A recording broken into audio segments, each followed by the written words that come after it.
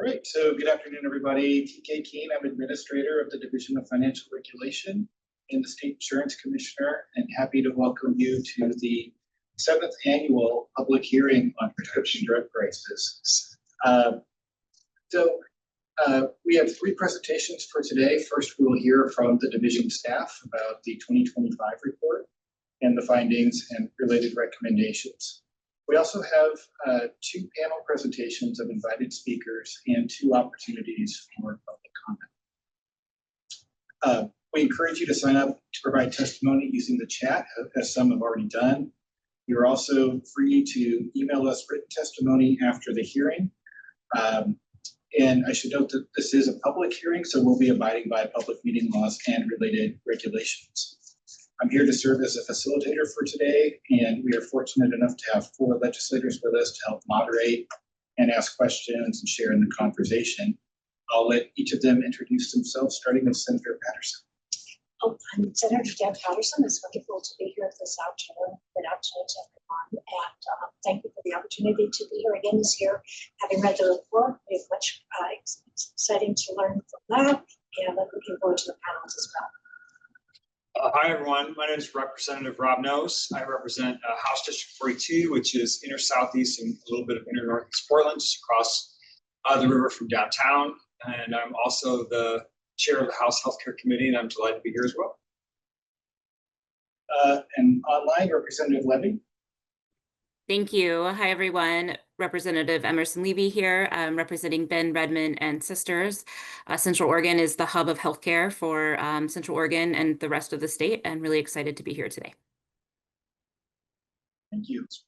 And we will expect at some point, perhaps Senator Linthicum will join us as well, and we'll let her make an introduction at that point. So just to say a little bit about the Division of Financial Regulation out of the gate, not only are we home to the Drug Price Transparency Program and the Prescription Drug Affordability Board, but we also regulate the insurance industry, securities, and a whole slew of financial programs, along with banks and credit unions.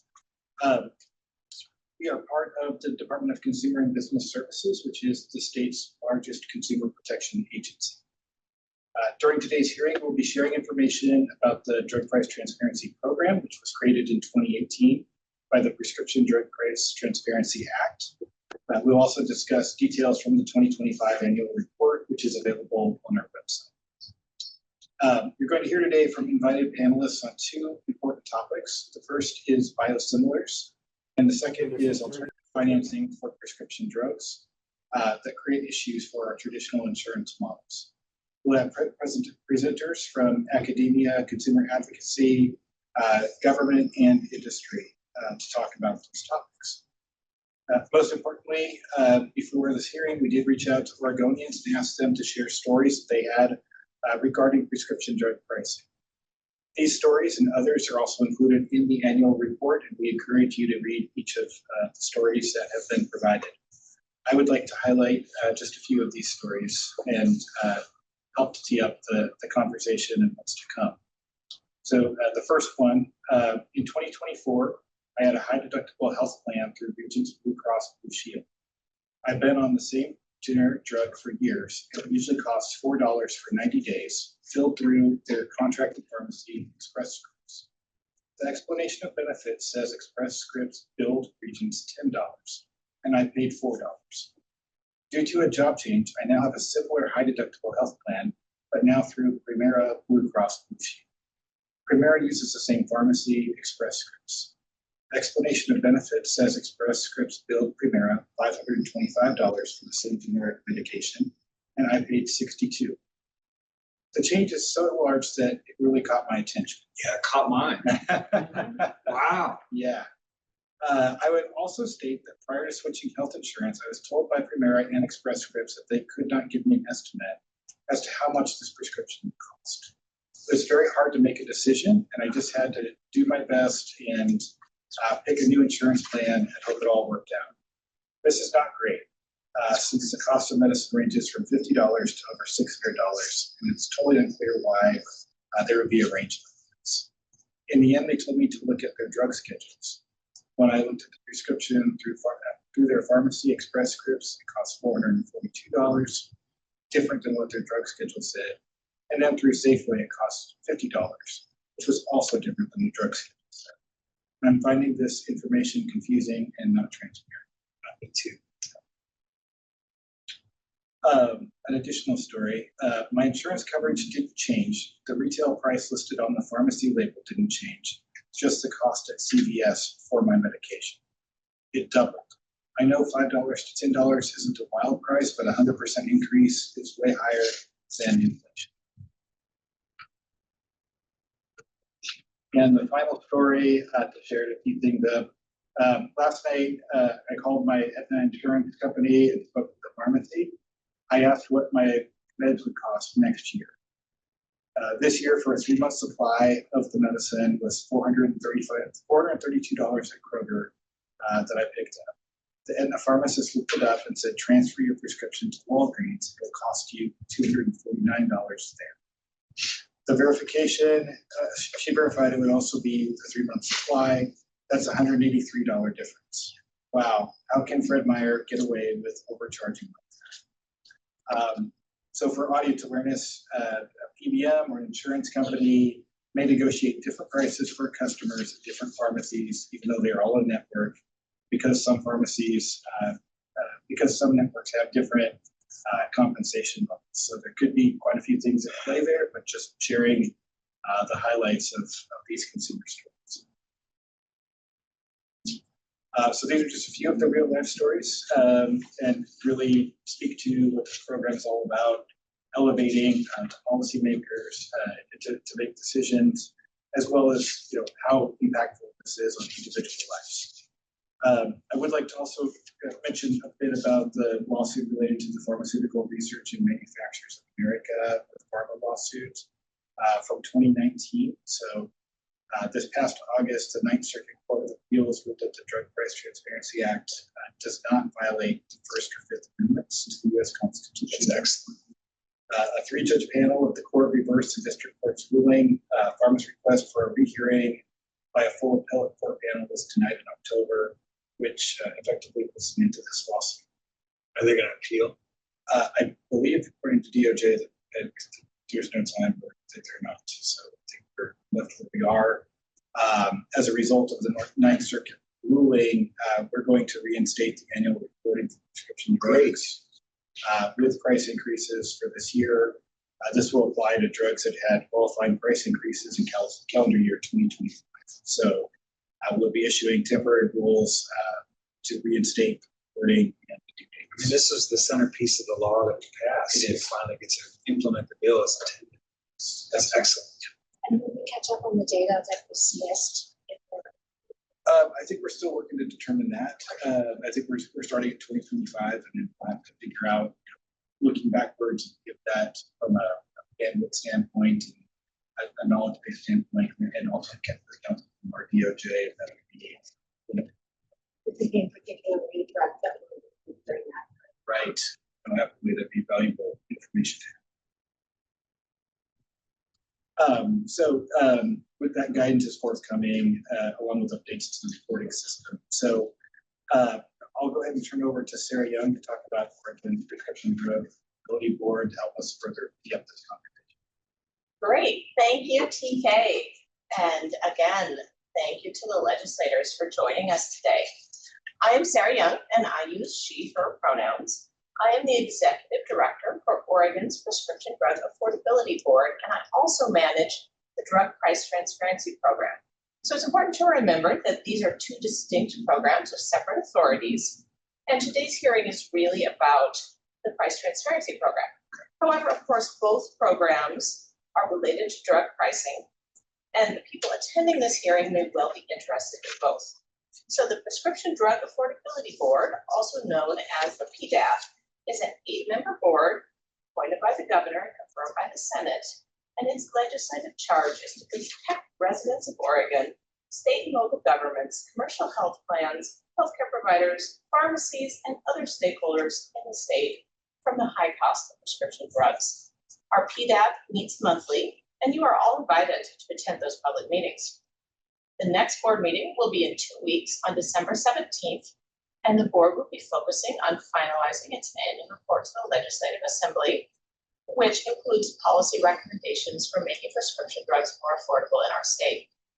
Also on the 17th, the PDAB will continue discussion about the drugs that are the subject of affordability reviews in 2025, and will get its first look at a preliminary list of drugs which are available to be the focus of affordability reviews in the 2026 cycle. As required by statute, PDAP uses information provided by this drug price transparency program, as well as other sources, to identify those lists of drugs which are candidates for affordability reviews. We also use the All Payer All Claims database and other sources to hold together the state information we have.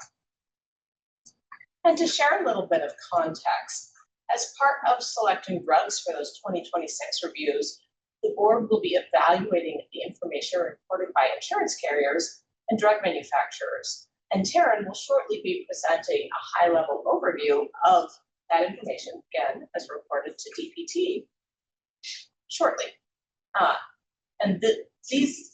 These reports help inform EDAP's work and EDAP's affordability reviews.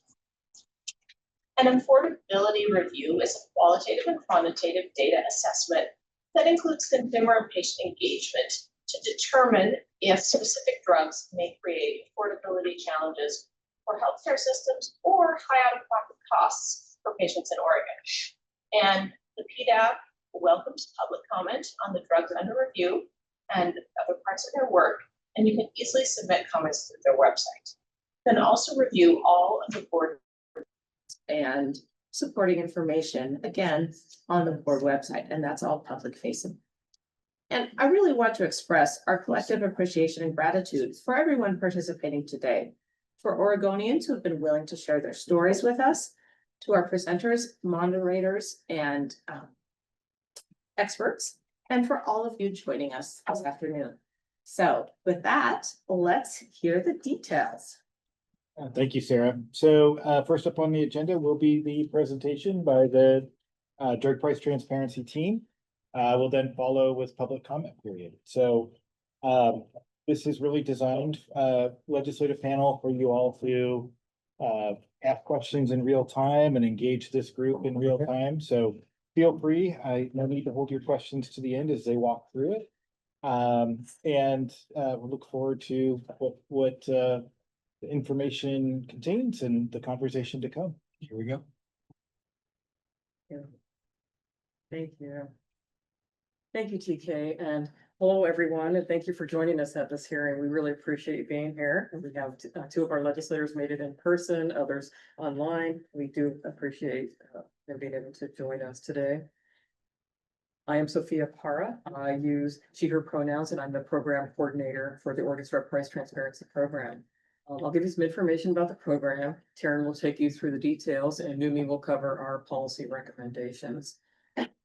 Now, we published our annual legislative report last week online, so everyone is free to look at it. There is an exhibit of the stories like TK was reading as well. And you'll see written comments and reporting at this hearing website. Next slide, please. As we do each year, talk a little bit about the history of the program. The Prescription Drug Price Transparency Act created the Drug Price Transparency Program. Oregon laws give the program authority to require reports from manufacturers, insurers, pharmacy benefit managers, PBMs, prescription drug managers who meet the definition of reporting manufacturer, as shown here on the slide, are required to participate in our program, and they are the ones that pay the annual fees that cover the cost of the program.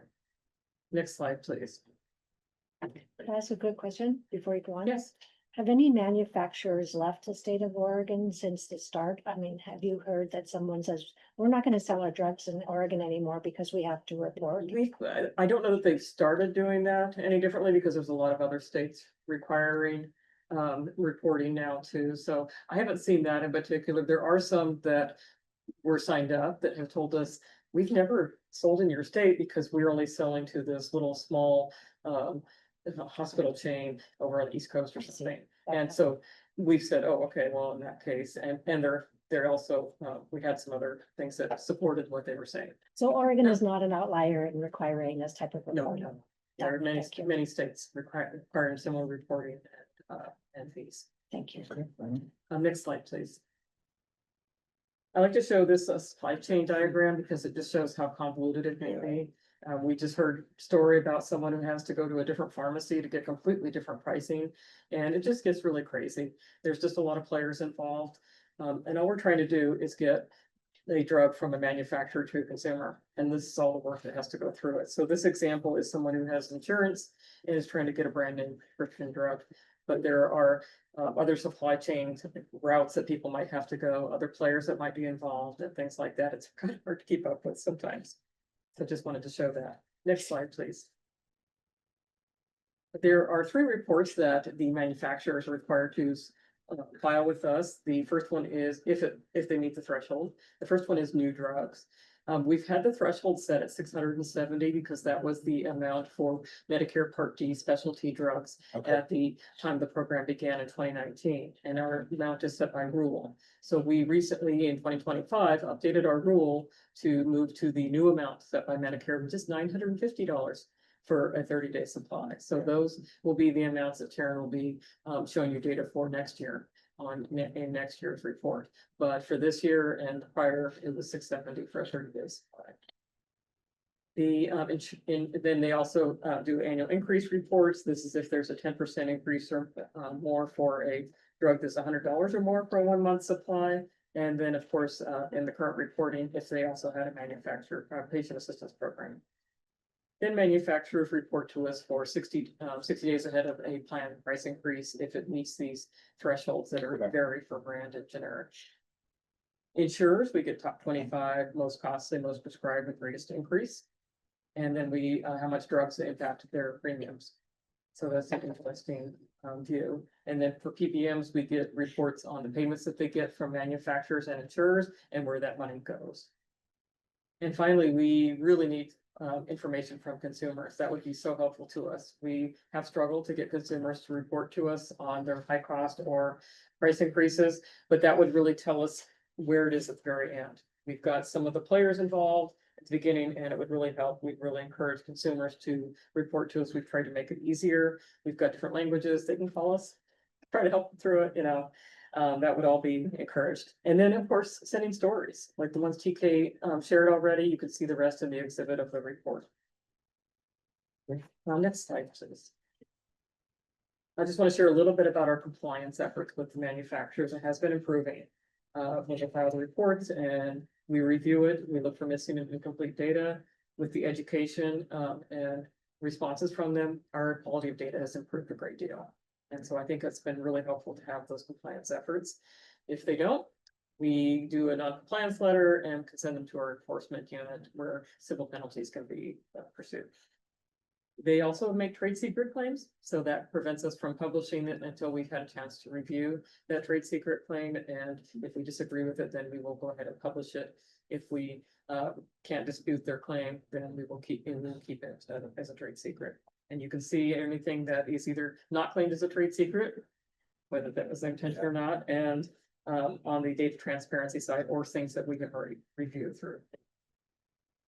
Next slide, please. Go. And then just to make sure you know what all is available on our website, we have the consumer reporting for price increases, stories, places for questions. We've got the transparency data. These are all the manufacturer reports that I was just talking about. We've got our insurer information. We've got our PBM, full PBM report is out there on our website. So those are some of the different things that you could see. And then next slide, please. Okay, before Taryn gets into the nitty-gritty, just a few highlights. Some of the most expensive new drugs that we had reported to us during the calendar year of 2024 were 2.3 million to 3.5 million for treatments that are for hemophilia B, sickle cell disease, and spinal muscular atrophy. PBMs reported getting 377 million from manufacturers in rebates in 2024, and then said that most of it was passed on to the insurers. Yeah. Representative Levy has a question. Oh, I'm sorry. Yes. Thank you. Thank you. So a quick question on the top 3. These are hemophilia drugs, which we know to be expensive, and other sickle cell and autoimmune. we hear the most about the cost of, a Wegovy or Ozempic. Do we know how those are impacting cost?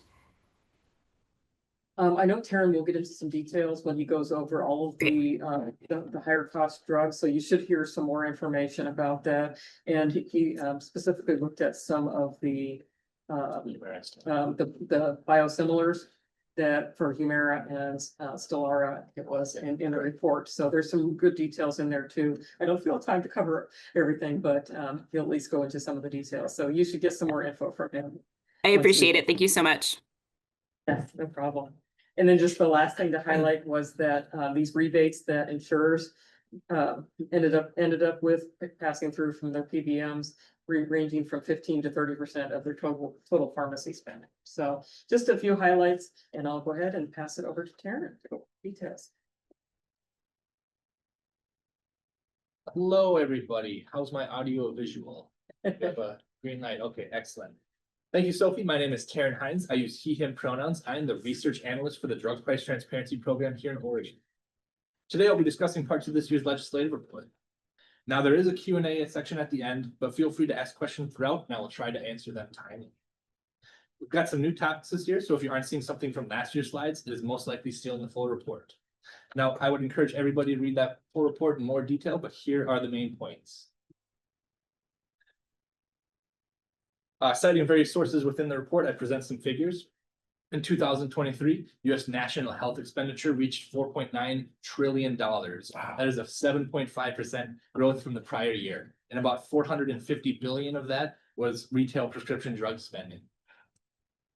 Bringing it over to Oregon, among organizations like the Department of Corrections, Oregon Health Authority, Care Assist, Oregon Youth Authority, etc., we found that in total, the state of Oregon spent over $1.3 billion on prescription drugs in 2024 through both direct purchases and health insurance drug purchase costs. And so that doesn't include every Oregonian, that's just what the state of Oregon spent. Indeed, yes. Moving on to a West Health Gallup poll, this one 2024 survey on aging in America estimates that 72.2 million people, that is nearly 1 in 3 American adults, did not seek needed health care in the prior 3 months due to cost, including an estimated 8.1 million Americans aged 65 and older. Another Gallup poll indicates that 49% of Americans struggle to report struggling to cover their medical bills that are either cost insecure or cost desperate. Next Could I just make slide, a please. comment? I'm wondering how many people who don't seek needed medical care end up purchasing over-the-counter medications to try to self-medicate because they didn't access the doctor. And so Yeah, that sure because of- There might be some details in those studies, and then there are links to those Yeah. studies. Thank you. Yeah, there's further citations. This is really, this is really troubling. Thank you. Yes, indeed. Next slide, please. This figure compares the total prescription drug expenditures to out-of-pocket costs from 1994 to 2023. Within this time period, out-of-pocket costs have risen from $23.8 billion to $58.3 billion. This is an increase of almost $35 billion or 145%. Meanwhile, total prescription drug expenditures increased from $53 billion in 1994 to $449.7 billion in 2023. This is an increase of almost $400 billion or 748%. Next slide, please. This figure tracks the inflationary increases of medical care shown in light blue, prescription drugs shown in green, and overall inflation shown in orange, based on the Consumer Price Index for all urban consumers, known as the CPI-U, starting at the beginning of 1980 to the end of 2024. Within this time period, prices for prescription drugs and medical care are coupled and have inflated 97.7% more than the rate of Consumer Price Index for all items. Wow. This shows that prices for medical care and prescription pharmaceuticals are inflating faster than many other types of goods and services within this economy. Next slide, please. New to DPT reporting this year is our online consumer reporting section. To improve consumer notifications, the program created an online Qualtrics survey in 2024, allowing consumers to report whatever information they had available. While this doesn't always result in enough detail to help us determine which drugs are causing the most burden or financial hardship, it has improved our reporting. This figure shown here visualizes the responses received since 2024, showing that 88% of respondents had at least some financial difficulty in affording their prescription medications each month. We hope to refine this analysis as the population of responses grows. Next slide, please. Also new this year is a comparison of the reported spend for Humira from insurers doing business in Oregon as its biosimilars enter the market. Now, a biosimilar is a biological product that has been found to have no clinically meaningful differences from its comparable brand name medication by the FDA. This is comparable to the generic versions of small molecule drugs. Question. Okay. Small molecule. Though there are many factors at play here, large drops in utilization of Humira are corresponding in time to an increase in biosimilar drugs entering the market. We also compared this information to that found within the all claims database known as APAC in 2023 data for utilization of these biosimilars within Oregon. Stelara was also analyzed within the report, and we are waiting on APAC 2024 data to track the effects on Stelara in a similar fashion. Next slide, please. On to our new specialty drug reporting section. To note, the DPT has decided to realign the reporting timelines from our varied data sources to describe each year as the calendar year instead of the September to August basis as was previous.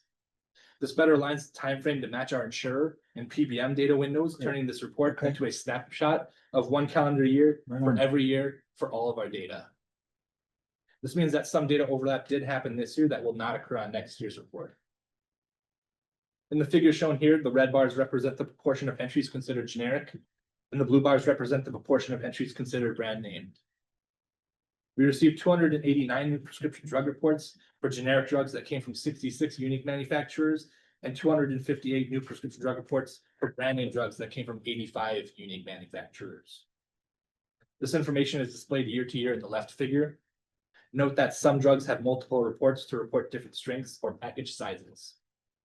In the right figure, the most common therapeutic class of drugs in these reports were antineoplastic and adjunctive therapy drugs. These are used to treat cancer. We had 117 such drug reports falling into this therapeutic class category. Next slide, please. Here we show a histogram representing the frequency of wholesale acquisition costs, known as WACs, reported in new specialty reports received in 2024 with a base 10 logarithmic scale. This means that our buckets in the histogram are from $0 to $1, $1 to $10, and $10 to $100, et cetera, et cetera. We found that the most reports, i.e. 286 such, had WACs between $1,000 and $10,000. We had 130 reports with WACs between $100 and $1,000, and 93 reports with WACs between $10,000 and $100,000. Note that we had 21 reports with WACs over $1 million. Next slide, please.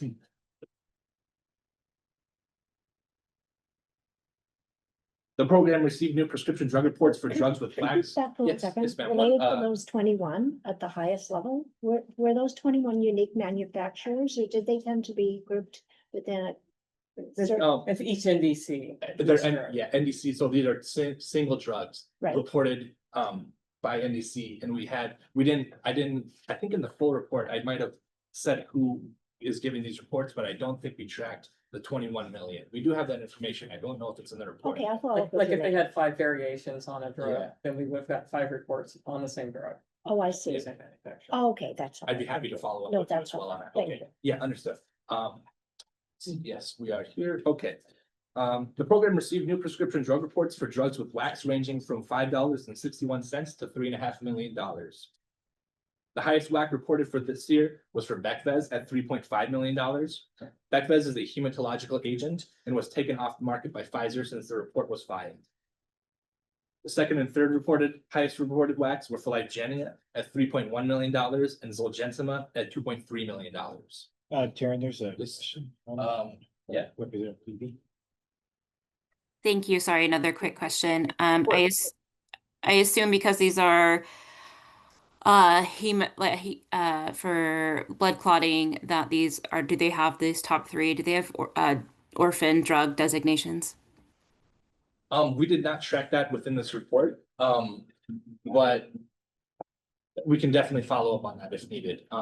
Happy to. We know which drugs are orphan. We just have to compare them to these drugs. Any other questions? Okay, yeah, next slide, please.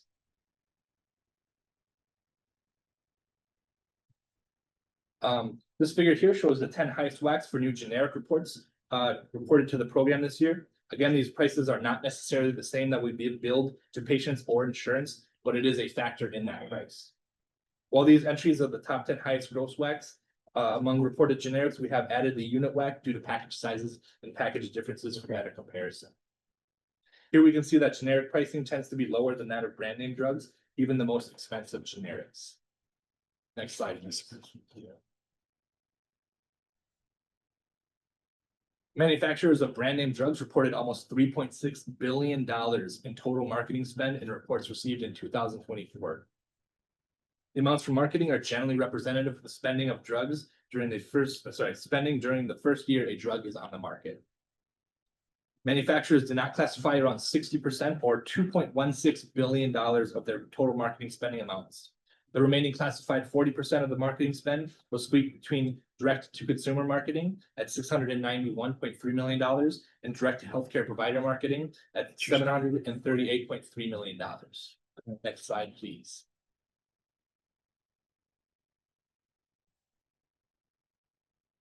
Moving on to our annual increase reporting section. Reports are filed for price increases that occurred over the preceding calendar year. So reports received in 2025 reflect increases from the average price of the drug in 2023 to the average price of the drug in 2024. Most data are voluntary for reports received in 2024 and 2025, except for patient assistance program information. Displayed in this figure here, the program received a total of 4 price increase reports with at least some voluntary data included. This represents a 98% decrease in reports received since the changes were effective February 21st, 2024. Next slide, please. Moving on to our 60-day increase reporting section. Here we illustrate the effective date of planned increases from reports submitted with filing dates between January 1st and December 31st for years 2023 and 2024. In this figure here, we picture the effective increase dates reported in 2023 as blue, and the effective increase dates reported in 2024 as orange.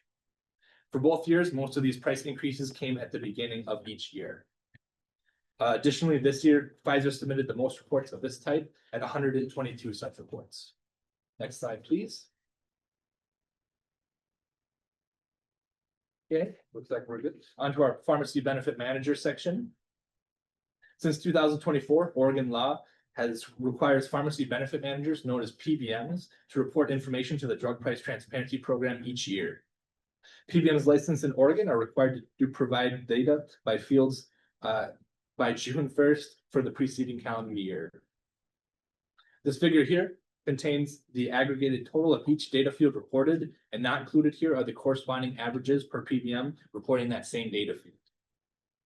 Now, this information is posted on the slides here. This information is also within DPT's 2025 PBM report, and naturally this information is within DPT's 2025 legislative report, so I won't be going into much more detail, but I will pause on this chart as we discuss other PBM information. Across reporting PBMs, we found that $377.3 million was received in the form of rebates and payments for manufacturers. Of this amount, $369.1 million or 97.8% was passed to the insurers, leaving about $432,000 to be passed to the enrollees in the pharmacy program and $7.7 million retained as revenue by the PBMs.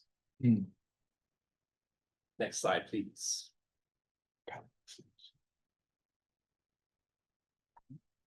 Additionally, we can compare the total rebates received in 2023 and 2024 as a trend shown here. In 2023, there were 17 PBMs considered non-exempt from the reporting requirements, and in 2024, that number was 15. Despite the decrease in reporting population by 2 entities, there was an almost $90 million gross increase in total rebates collected from 2023 to 2024. This is a 31.2% increase year over year. Next slide, please. Okay, moving on to our insurer reporting section. Here we can compare types of spending both by market and by drug type across all reporting insurance companies doing business in Oregon. We found that across all insurance companies, they spent an aggregated $1.3 billion across all drug types and markets. We also found that the large group market spending totaled $673 million, small group market spending totaled $273.8 million, and individual market spending totaled $353.7 million. Shown here, large group market spend was more than small group market and individual market spends combined. Next slide, please. Could you, or just for Yes. everybody, could you say the difference between brand name and specialty? Sure, it's specialty is a pricing threshold, so you can have, it's odd, but you can have generic specialty drugs because they're expensive generics, and you can have brand specialty drugs that are expensive because, and yeah, based on those definitions, it's a price threshold, and then we can split between generics and brands further under that. Great, thank you. Yeah, yeah, absolutely. The left figure shows the plan spending on prescription drugs varied widely as a percentage of total premiums collected. Bridgeband had the highest share of spending, reporting that 45% of its total premium collected was spent on pharmaceuticals. Cigna had the second highest share of spending on pharmaceuticals with 31%. Kaiser and Health Net had the smallest amount of spending on pharmaceuticals with respect to the total premium collected at 17% and 18% respectively. Insurers reported information about total premiums and also amount of member months covered. The right figure here shows the company's average premium collected per member per month. The insurance companies with the highest average premium per member per month were Bridgespan and Pacific Source at $714 and $660 respectively, again, per member per month. The company with the lowest premium per member per month was United Healthcare at $513. Next slide, please.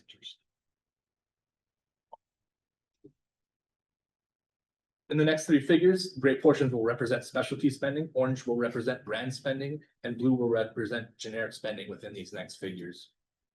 Here, these figures show spending on each drug category as a percentage of total spending on drugs, shown on the left, and also a gross spending basis, shown on the right there.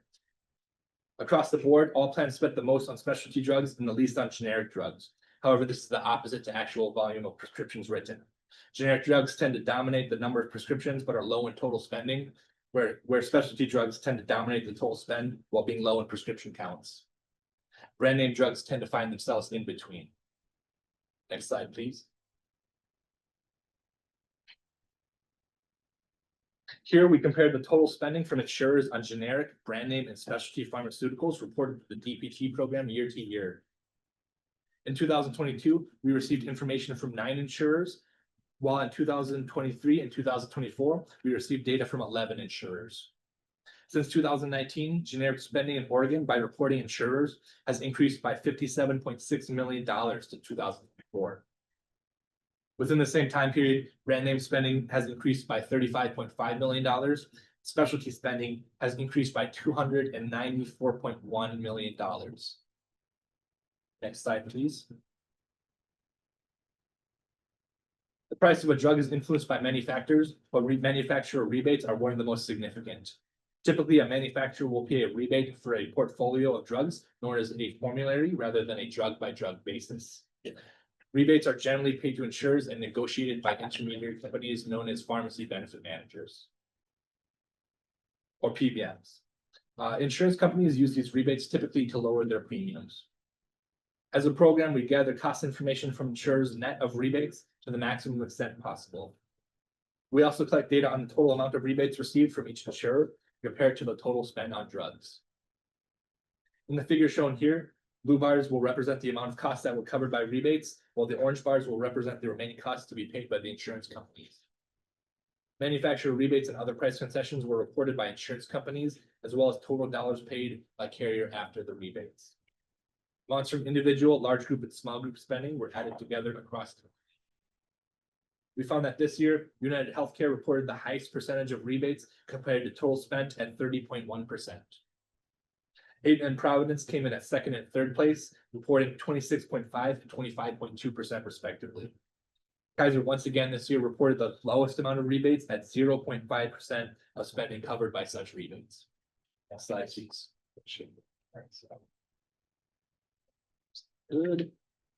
Data from all carriers were aggregated to generate a list of 10 drugs with A, the most prescriptions, B, the most total annual spend, and C, the most year-to-year increase in annual spending. Interesting. Here we see the top 10 drugs that had the most prescriptions in 2024.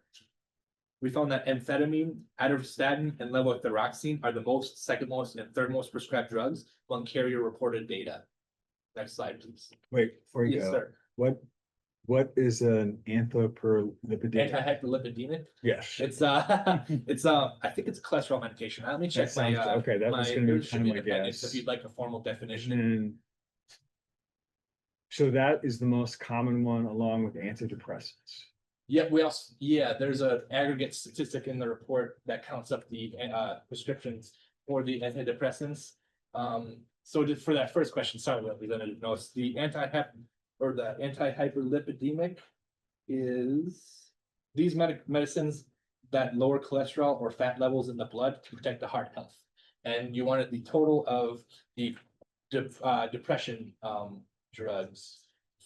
I can give that to you if you'd like. It's fine, I'm just observing that those are the main. Yeah, within the report, those are totaled up.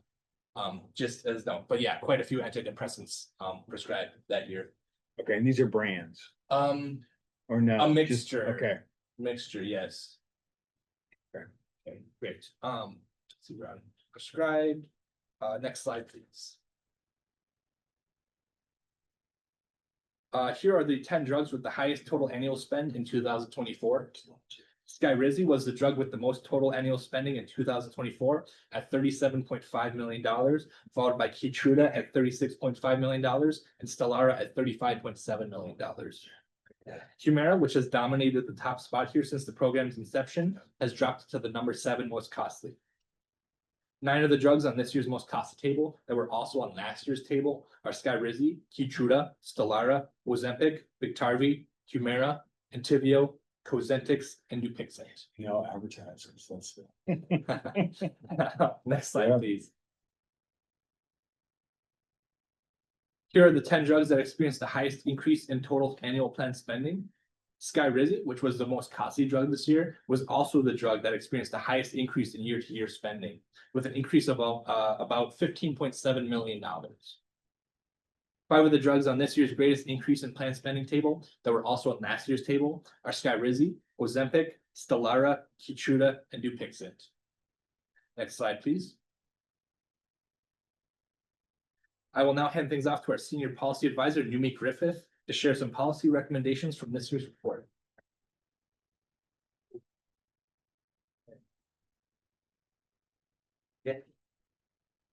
Good afternoon, Senator, representatives, and members of the public. As Karen mentioned, I'm Numi Griffith. I'm Senior Policy Advisor with the Division of Financial Regulation at DCPS. And I'm just be briefly going over some of the policy recommendations that were contained in this year's annual report. If these seem familiar, this is because these are repeats that we brought forward basically the same recommendations last year, and some of these are carried over from even before that. Broadly, really, we're looking at sort of 2 different policy buckets. One of those relates to patient assistance and copay accumulation. And the second relates to the ways that the state could maximize its sort of market power by consolidating the drug purchasing system in various different ways. So to start with 1 and 2, these are the kind of 2 corollaries, which are really 2 sides of the same coin, which is patient assistance program reporting and copay accumulator program reporting. So, and I want to recognize the passage of 2024 House Bill 4113, which broadly barred the use of copay accumulation in for prescriptions where there is only a single source. So you can still have a copay accumulator program in place for a multiple source drug. So that is the drug that has generic competition. But we've still had continued interest in this area from legislators and other stakeholders. And just to quickly define what we're talking about with copay accumulation, since I know Rep Levy is intimately familiar with this and Rep knows as well. That these are form of benefit design where an insurance company or a PBM does not count third-party payments, such as a prescription drug coupon, against a patient's cost-sharing obligations, so the deductible or the maximum out-of-pocket limit. So that the consumer then basically has to carry the entire weight of that, and they can't defray that by relying on coupons. There's really sort of an inherent policy conflict here. We hear from patient advocates certainly that copay accumulation redirects payments that are intended to consumers and puts them in the pocket of insurance companies, while insurance companies will argue that patient assistance programs allow improper steering of patients to more expensive drugs when a cheaper alternative is available. So there's a tension here, and that's real. And even with 4113 in place, which has been in effect all of this year, there is still some potential for patient steering, particularly in looking at multiple source biologics, biosimilars. There's some question as to what extent those are wrapped into the language of the bill of the laws that currently exist, as well as instances where a cheaper alternative medication might be available for the same condition that is not strictly speaking a generic or a biosimilar. We can see this, for example, in sort of autoimmune area where we're talking about Humira and its various biosimilars, as well as other drugs that have consistently appeared on our list, like Skyrizi, that are all sort of in the same bucket, treating the same family of diseases. Since we house both the Drug Price Transparency Program as well as the Drug Affordability Board, we often get questions and people seeking guidance about what the impact of both sides of this coin are. And we really don't have the information to be able to advise on that well, because number one, we don't have any reporting at all on copay accumulator programs. So we don't have a window into the sort of insurance side of the equation. And what we do have patient assistance program reporting, it is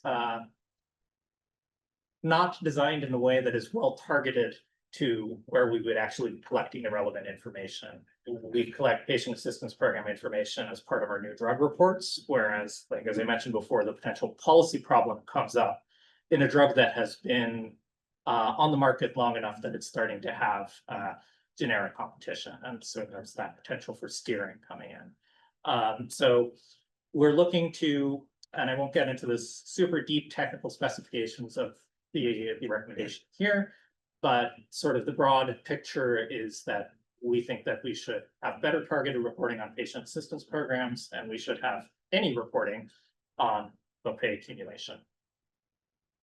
Okay, so that is the sort of first two recommendations. So 3, 4, and 5 are all sort of in the second bucket, which is talking about centralization and the use of our market power as a state. And really, I want to acknowledge that this is a place where, as a state, we have been a leader in the past. We are one of the founding members of ArrayRx, formerly known as the Oregon Prescription Drug Program, which is a multi-state drug purchasing initiative that I think is across 5 states, and there is a larger number that are using ArrayRx services to some degree. But we still think there's opportunities for the state to increase centralization in ways that could better leverage our total market power.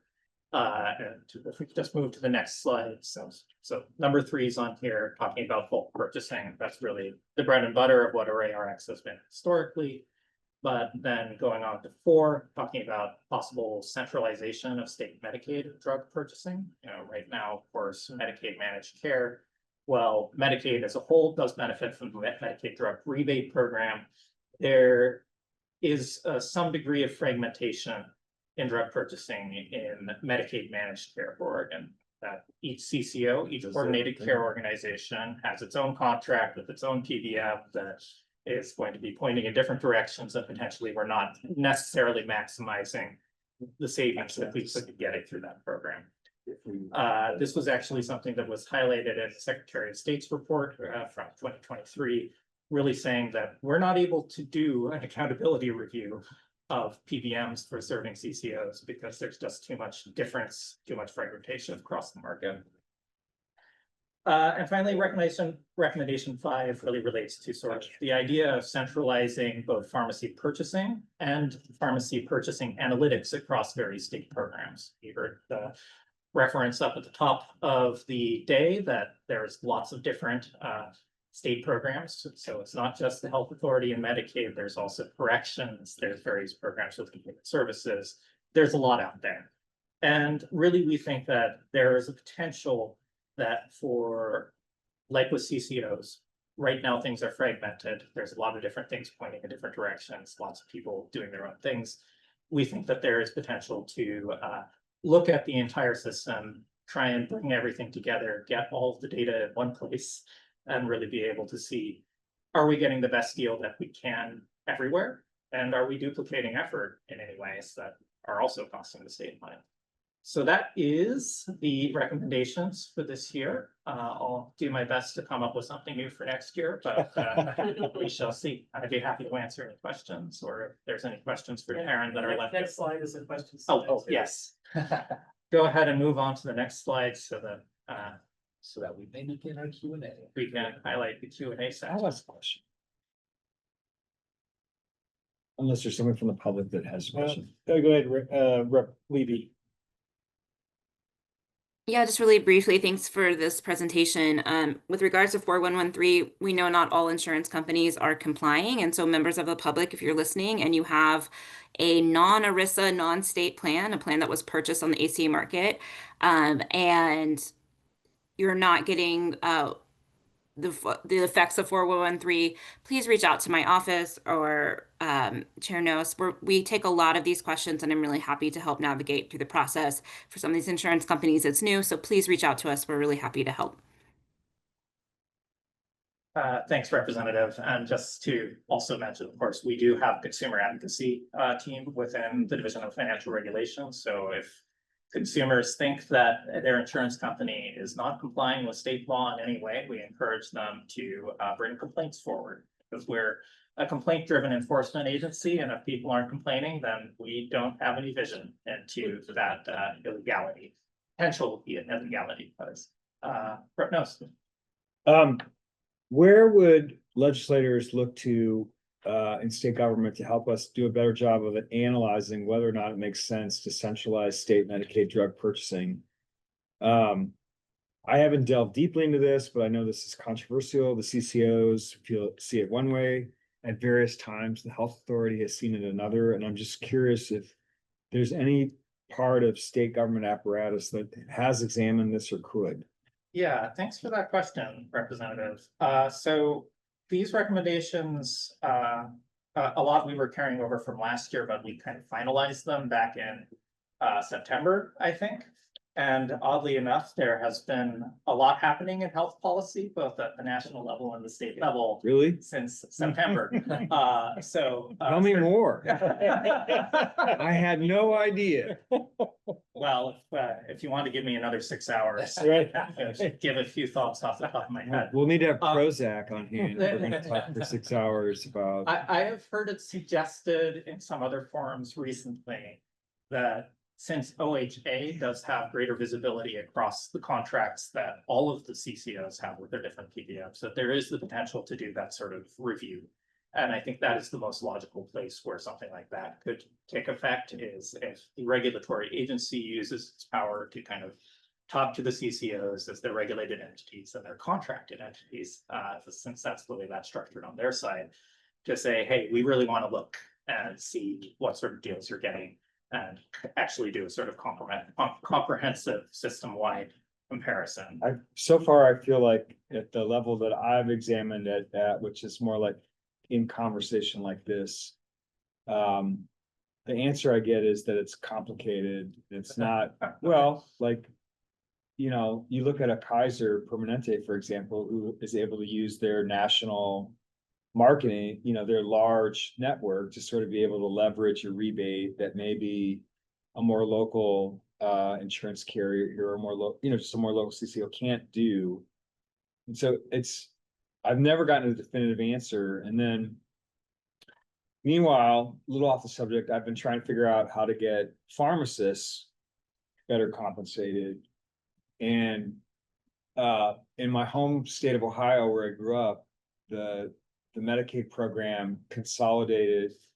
They have a fee-for-service model one formulary for all of their, they basically yanked their pharmacy benefit out of their managed care. And pharmacists are getting better compensated and patients have one formulary across the state. And so far what I've heard about that is that it would be complicated to do that here. Like Ohio has one style of Medicaid and our style is different. It might not translate.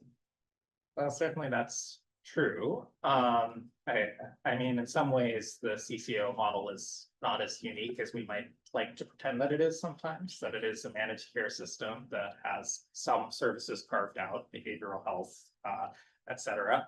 So I don't think it's completely out of bounds of possibility of saying that there are ways to restructure. And as a state, certainly we're considering a lot of options in terms of what the future of healthcare is in our state, in terms of what is happening with Medicaid, with federal changes that are coming down the pipe that we have very little control over.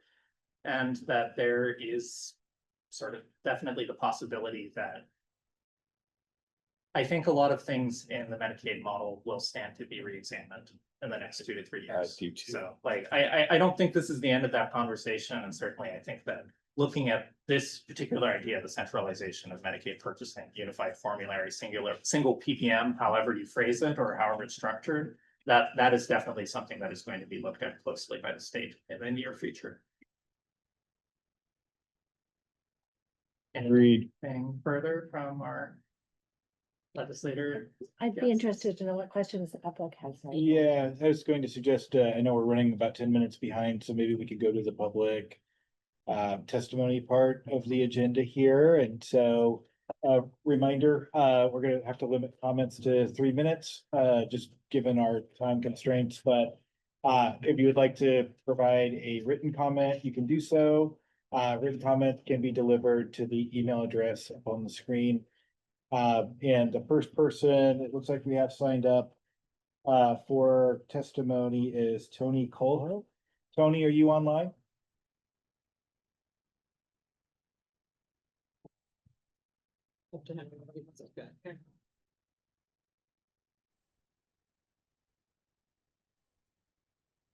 No, maybe not. There's Lauren. Tony, are you available? Tony is promoted and should be able to use mic and camera now. Can you hear me here? Yeah. Yep, go ahead, Tony. All right, thank you. I've been watching and listening for a bit here, so thank you. Oh, and Tony, yeah, great. And if you could introduce yourself and your organization, that would be great. And then go ahead and share your comment. Thank you. I'm Tony Coelho, and I'm chair of the Partnership to Improve Patient Care. Thank you for welcoming me here to testify as the original sponsor and author of the Americans with Disabilities Act. I have followed Oregon's progress addressing disability discrimination closely. I was very excited that Oregon passed legislation banning the quality adjusted life year and similar measures from healthcare decisions. And I understand that Oregon's Health Evidence Review Commission has meaningfully engaged with the disability community as Oregon moves towards eliminating its prioritized list of services by 2027. I want to applaud this terrific progress.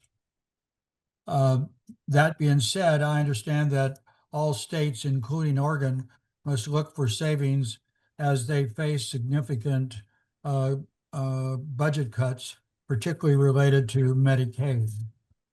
I also know that these are moments when it is most important to advocate to protect people with disabilities from discrimination.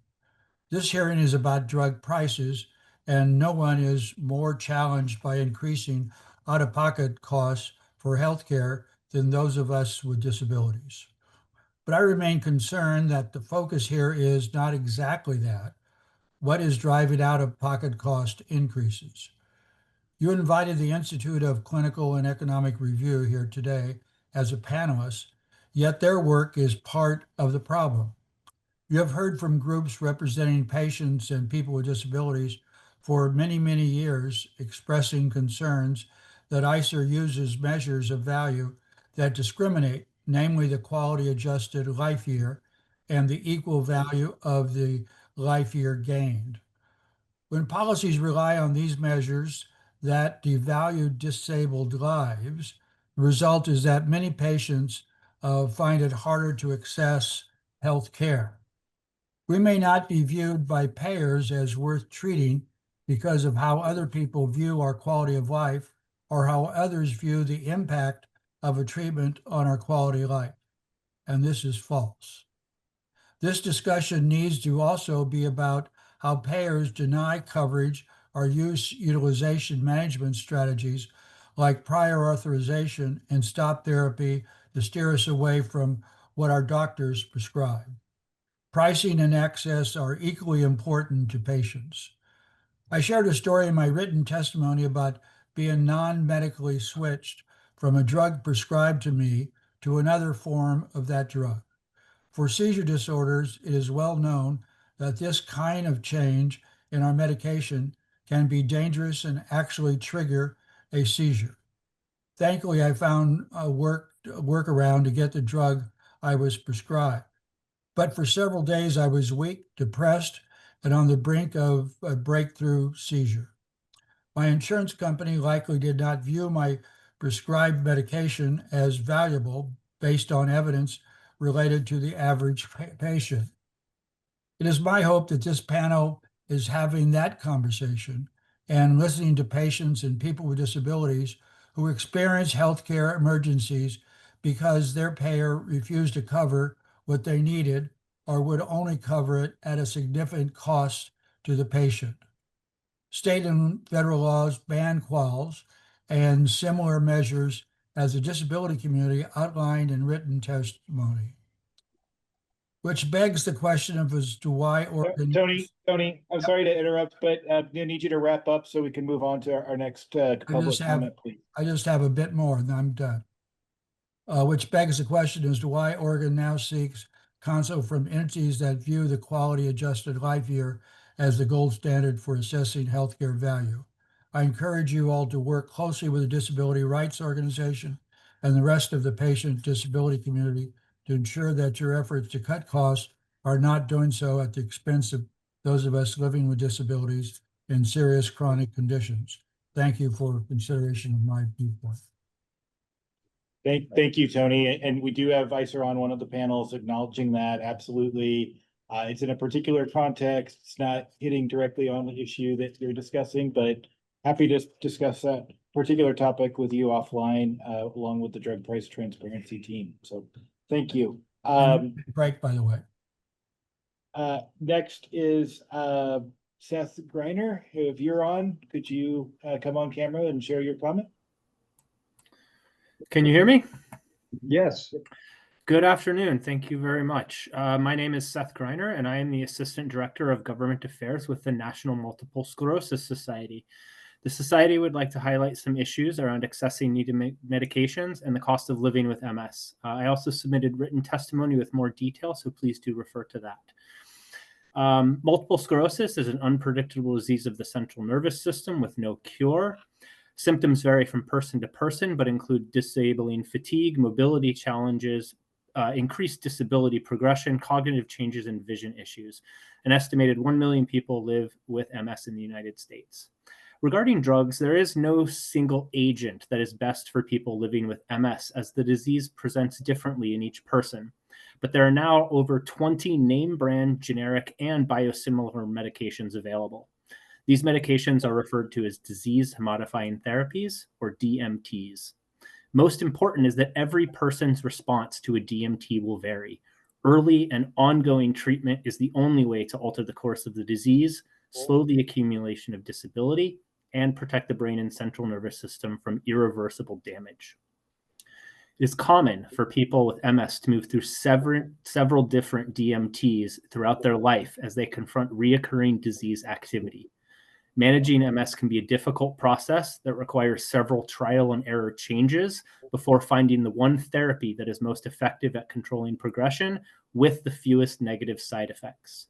Because of this, People with MS require access to the full range of treatment options that represent different mechanisms of actions, routes of administration, with varying efficacies, side effects, and safety profiles.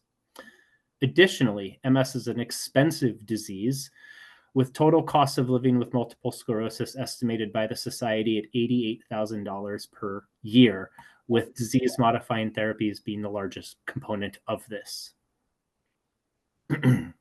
Now, even with over 20 MS DMTs available, the median annual brand price was still over $113,000 per year as of July. Generics have an increasing role in making medications more affordable. However, the existence of generics alone does not guarantee affordability. Today, there are multiple generics for several name brand disease-modifying therapies. But for example, one of those generics ranges in price from $2,600 to over $27,000. So quite a range. Yeah. The reality is that the high cost creates significant barriers, and the society will continue to support the work of the Prescription Drug Affordability Board and the Drug Pricing Transparency Program. Thank you very much, and I'm happy to answer any questions. Thank you, Seth. Appreciate it. Appreciate the comments and thoughts. Do we have anybody else who's signed up for? No, that's it for the first part. We'll do the second part. Okay. Okay, right. So moving forward in the agenda here, we're going to go to our first panel. And I should have said at the outset, I apologize. I wanted to note for that first comment period, Andrea Meyer with AARP was unable to attend and has submitted public comments sharing the perspective of AARP's 500,000 Oregon members. So those and other comments will be posted to our website soon. So let's see here. Our first topic is invited discussion is on biologics and biosimilars, interchangeability and adoption. What is a biosimilar or bioequivalence? A biosimilar is an FDA-approved biologic product that has been found to have no clinically meaningful difference from its comparable brand name medication. As the first biosimilars have entered the market, insurance companies have been adopting them onto formularies on occasion, but sometimes not. Are biosimilars really as a substitute as small molecular generics? Some patient advocates dispute what's occurring, while some insurance carriers require substitution. How are biosimilars marketed? Like traditional generics, or is a biosimilar marketing plan more like a branded drug? These are just some of the questions surrounding biologics and their biosimilars that we hope our presenters will get into in this next segment. So presenters, you each have 7 to 9 minutes, and you've provided slides to us.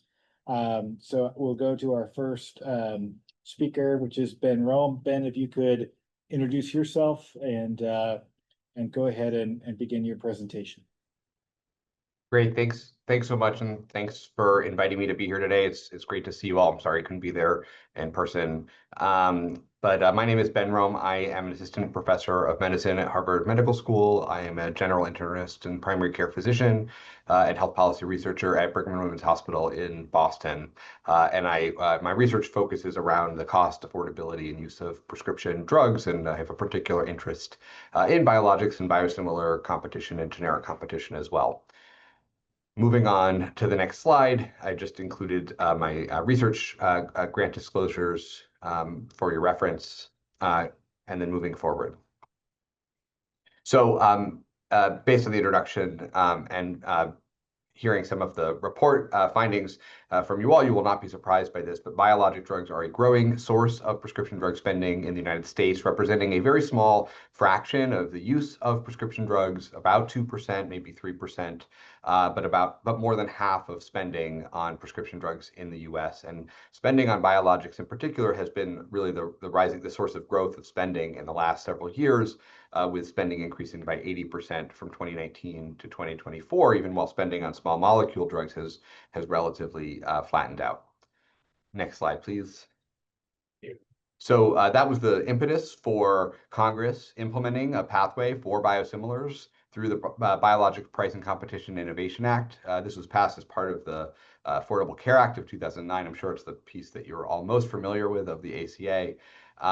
But the goal here was an expedited FDA pathway for biosimilars designed to be more affordable versions of biologic medicines and to spur competition and drive down prices and make these medicines more affordable and accessible to patients. Next slide, please.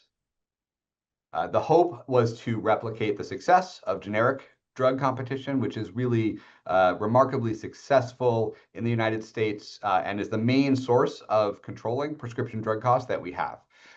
So sufficient generic competition, when it's available, lowers prices by up to 80% or more. You can see on the right some work from my colleagues showing that the higher the number of generic manufacturers that make a drug, the lower the price.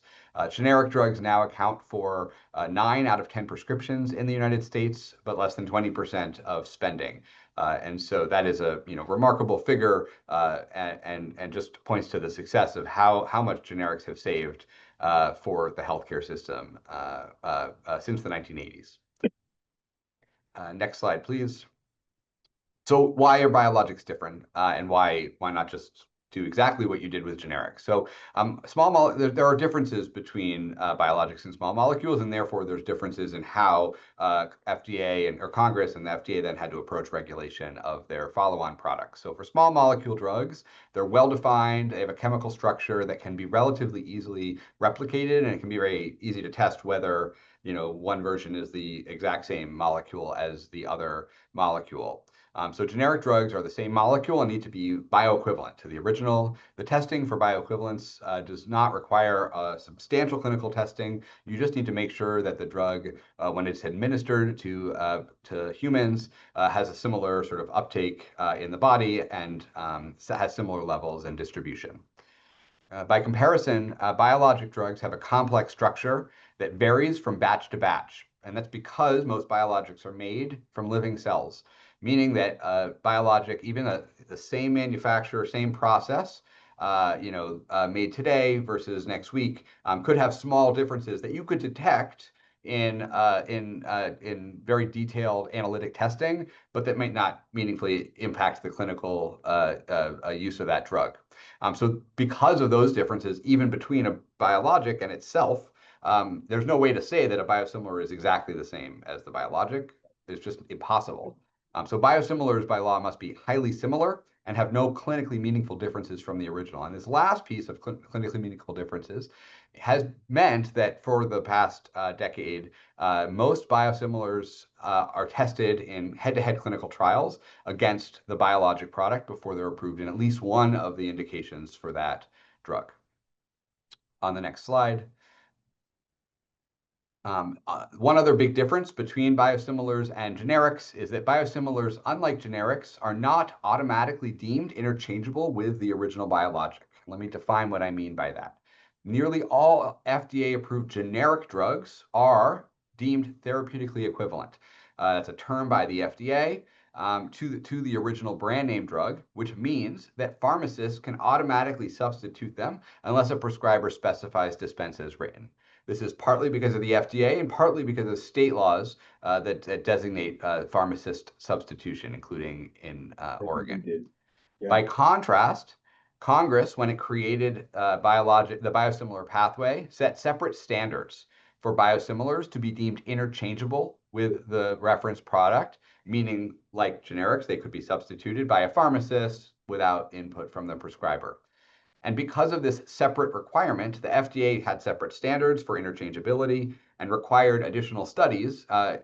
For most biosimilars, they were requiring switching studies, meaning you were randomizing patients to either take the brand name drug and continue, or take the brand name drug and then switch to the biosimilar to make sure there was no changes in safety and effectiveness when a patient switched. So that was how this evolved from how it was set up in law, so how the FDA interpreted everything. Next slide, please. So where are we today? These data are from within a few months. Obviously, this can change every time you update the slide. But just to give you a sense, the first biosimilar was approved in 2015. And as of June, the FDA had approved 75 biosimilars for 19 different products. 21 of those had been deemed interchangeable as of that date. And then some of those products are not yet marketed in the US because there are patents on the brand name products so the FDA has approved the biosimilar, but it cannot yet be marketed. 14 biologic drugs had one or more biosimilar version marketed in the US as of August. And 5 of those biosimilars had just become available within the last 1 to 2 years. So not that many drugs have had biosimilars for a long time. This is still a relatively nascent market for most drugs. You can see they fall into categories of immunology, oncology products, a couple of ophthalmologic products, and then a few that don't fit into those other buckets, including one insulin. Next slide. So what are the issues that we've seen so far? Like what's the how has this evolved? This is a study that we published in Health Affairs last year, showing that the uptake of biosimilars has varied substantially between drugs. This is 7 of the first drugs to face biosimilar competition. All of these are clinician-administered drugs, meaning they're infusions or injections given in an office setting. And this is the percent of new patients who are initiating this medicine that start a biosimilar, as opposed to the biologic. So even these numbers might be exaggerated because there are patients who continue taking the original and don't switch over. And even with this, you can see that some drugs there's quite a lag in uptake, and this differs from generic drugs, where generally what you see is within a year or two, 80-90% of the use has switched over to the generic. Next slide. Overall, biosimilars represent a very small fraction of all biologic use in the US. About 2/3 of biologics don't have a biosimilar. As I said, only a dozen or two do. Even for biologics with a biosimilar, it's only used 24% of the time on average. That's across all patients who use those products. Next slide. What happens to prices with biosimilars? We do see price reductions, as you'd expect when competition begins. This is just some examples from a paper from some colleagues of average sales prices for infliximab and filgrastim after biosimilars enter the market. In some cases, the brand name biologic price falls along with the biosimilars. In some cases, the brand name price stays high, but the biosimilar prices go down.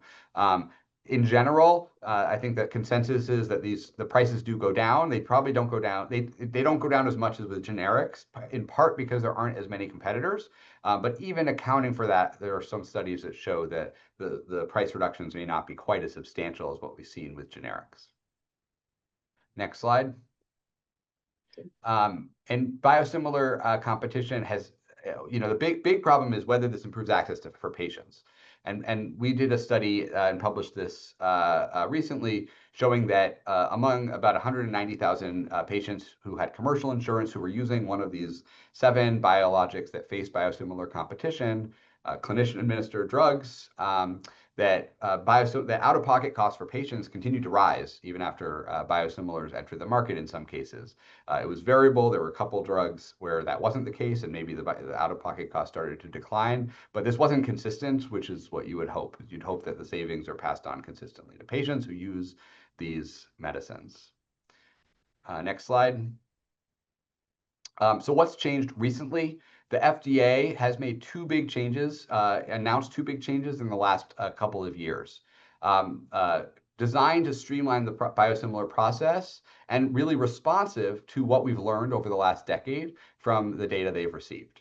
First, in June 2024, FDA issued a draft guidance that eliminated the need for switching studies for biosimilars to be deemed interchangeable. There are several from the FDA who have gone on the record and said they do not think interchangeability designation needs to exist, that the approval of a biosimilar should be sufficient to say that it's interchangeable with the brand name products. FDA regulators published a meta-analysis of over 5,000 patients from 31 randomized switching studies of different drugs. And overall, the average difference in safety and effectiveness measures from what they studied was 0. This is published data and data that they've received. So on average, when patients are switched randomly, blinded from the biologic to the biosimilar, there has not been any evidence that causes any concern for safety and effectiveness on average. There's also been proposals for Congress to eliminate this separate interchangeability designation that FDA supports because they think this two-tiered system ends up causing more confusion, making people think that the interchangeable biosimilars are better in some way than the non-interchangeable ones, when in fact all it means is that the interchangeable ones until recently have gone through additional testing, but not necessarily that they're any safer or more effective. In October of this year, FDA issued draft guidance saying that it would no longer require head-to-head comparative effectiveness trials for all biosimilars with the reference biologic. This would be a big change from what the FDA has been doing before, and would make it much less expensive to develop new biosimilars. This is in response to the concern that some biosimilar makers have said it's just too expensive to do this. And it's also in response to the fact that these studies are always null. That once you've done the analytic testing to show that a biosimilar is highly similar to the biologic, there hasn't been any situations the FDA has run into where that is not sufficient, I think, and they still they still could require a head-to-head trial in some circumstances if they thought that there were differences in the structure that might merit that. But I think for what the FDA has said about this, the regulators feel very confident that they're able to analyze the biosimilars without these trials of a few hundred people. On the next slide. This is my last slide. So just the remaining challenges and things that you should be thinking about on the state level, things that are hindering biosimilar competition on the US. The first one is, before biosimilars come to market, patent thickets. So patents on the brand name drugs, some of these biologics have dozens or hundreds of patents, prevent the biosimilars from getting to the market in the first place and make it more difficult for the biosimilars to be developed because the biosimilar maker has to fight all the patents on the brand name product. And these patents are not just on the structure, but also on the mechanism in which the biologics are made, their uses, many other sort of factors around the product, sometimes the devices in which they're delivered. The second is state pharmacist substitution laws, which are stricter in most states, including Oregon, for interchangeable biosimilars than generics. These laws were passed before biosimilars existed. So there was a lot of concern by patients and clinicians and policymakers alike that the substitution laws would allow switching of patients without the doctors and the patients being notified. Now, with all the experience we have with biosimilars, these laws could end up getting in the way of some of this competition down the road. Third is pharmacy benefit managers have not treated biosimilars the same as they do generics. And there's rebates for the brand name biologics that are likely being used as leverage by the makers of these original products to prevent biosimilars from being listed on the formularies or preferred for patients, even if the biosimilars have a lower price point. And part of that is that the rebates, you can imagine as a payer, if you have thousands of patients on the biologic and the biosimilar maker says either you prefer us or your rebates go away, you might be in a situation where you'd have to switch really all of your patients over to the biosimilar very quickly in order to not lose money because those rebates go away. And finally, Dr. Rome, I think there is a question. So, Dr. Oh, Rome, yeah, sure. Nice to meet you. I've been in the legislature for 10 years. One of the first bills I did was probably one of those saying you can't just automatically substitute a biosimilar. As someone who has been trying to lower the cost of medications, maybe I should repeal one of my first bills. Yeah, or revise. You do need a law that says that you need a law in the books that says that I don't think you should repeal. I think that all of this was done in very good intention, right?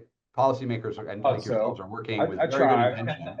Yeah, and I don't doubt that. I think we've had a decade to learn, and we've learned from us and we've learned from European experience. They're about 5 years ahead of us. I think that I've done a study I've published on in the small molecule space. There is a small difference when states reduce the barriers, the notification barriers, and make it just a little bit easier for this switching to happen, that there's more use of generics. And so I think this could have a small effect in biosimilars. That said, again, the interchangeability stuff the FDA is doing is sort of, it all sort of flows down. So it's not like just changing the law will magically fix. And part of that is the PBMs and the payers, which right now don't necessarily allow the pharmacist to choose because they sort of say this one's on formulary, this one's not. So it's pharmacists, it's not up to you which one the patient gets. It's up to us because we're the one telling you that this is the one we're preferring, maybe because we're getting a rebate. I have the privilege of working on PBM stuff as well. It's real great. Yeah. So it's complicated. Yeah. Anything we can do to improve competition here is probably a good thing. But I just want to be clear-eyed that one change might not be enough. You have to do probably several things. The last I'll just say, in conclusion, thanks for the question, is patient and clinician confidence is important here. We saw the same thing happen in the 1980s and 90s with generics, where there was concerns about whether generics were just as safe and effective as the brand name products. And as clinicians and patients became more experienced with generics, particularly in many for many chronic diseases, those concerns sort of dissipated over time. But as long as patients and doctors don't believe the data that biosimilars are just as safe and as the originals, I worry that that the competition is going to be hindered, right? Because pharmaceutical companies advertise their products, their branded products, and I think it just takes a lot. It's going to take a lot of effort to make sure everyone's up to speed on actually how much data there is, because I've done a lot of research on this, and there's just mounds of data supporting the safety and effectiveness of biosimilars. So thank you so much. Okay. I'm happy to continue the conversation and questions or move on to Yeah, the next. Dr. Rom, there's one more question here. Senator Patterson. Thanks, Dr. Rom. This is really helpful. About the patient thickets, have you seen any states that have had some success in dealing with the evergreening of the patents? Yeah, that's a great question. I can get back to you on sort of specific state policy laws. Obviously, patents are federal law, and so I think there is a limit to what states can do to address patents. I think I think there is work being done at the federal level to try to improve this transparency, make sure that patents aren't improperly listed. The patent processes for biologics are just different than for small molecules and a little bit less transparent as a result. So it's hard to sometimes even know how many patents there are in a product. But I think there's a lot that at the federal level, at the Patent Trademark Office needs to do to make sure that these patents are not prolonging, and delaying competition. Often what happens is the company will file a lot of patents that are continuation patents. They have the same end date as the other patents.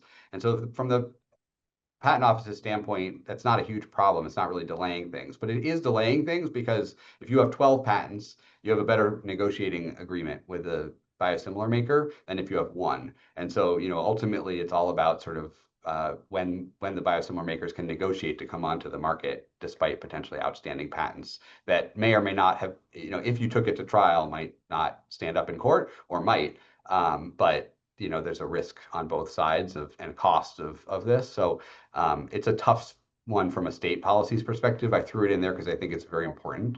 I think the bottom three have more, much more obvious, policy implications at the state level. Thank you. Thank you, Dr. Rom. Appreciate it. So we'll bring forward our next panelist, Alex Keaton. If you could come on and introduce yourself. Hey, good evening. Can you all hear me okay? Yeah, just fine. Excellent. Well, thank you so. Yeah, I get that a lot. I bet you do. I couldn't resist. Yeah. I'm sorry. It's all good. It's all good. I'm used to it. Well, thank you so much, and good evening, everyone. My name is Alex Keaton. I'm the Executive Director of the Biosimilars Council, which is a division of the Association of Accessible Medicines here in Washington, D.C. We are the trade association representing the generic and biosimilar manufacturers. Wanted to take some time today really to do two things. One, go through some of the highlights of two reports we've released this year that provide a comprehensive overview of the generic and biosimilar marketplace. And then also touch a little bit more on those two developments from the FDA that Dr. Rom mentioned earlier about how we're thinking about the evolution of the biosimilar marketplace and where we see it going in the future. So we can go to the next slide, please. So every year, we at AAM release our annual savings report in conjunction with IQVIA, and really view this report as the go-to resource for information about the generic and biosimilar marketplace, and covering things like overall savings, deflation, drug shortages, savings by category, state, policy topics that may be of interest or impacting the market, like the Inflation Reduction Act, and how we view our policy priorities and the things we advocate on, and how it can increase generic and biosimilar utilization and lead to greater savings for the healthcare system. Importantly, wanted to flag, so we released our savings report earlier this year in September.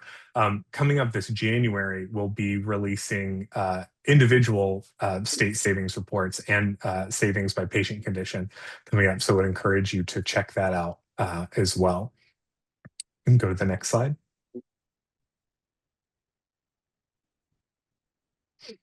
So at a high level, when we think about the biosimilar marketplace, Dr. Rowe mentioned we're now sort of 10 years into the biosimilar market from when the first one was launched in 2015.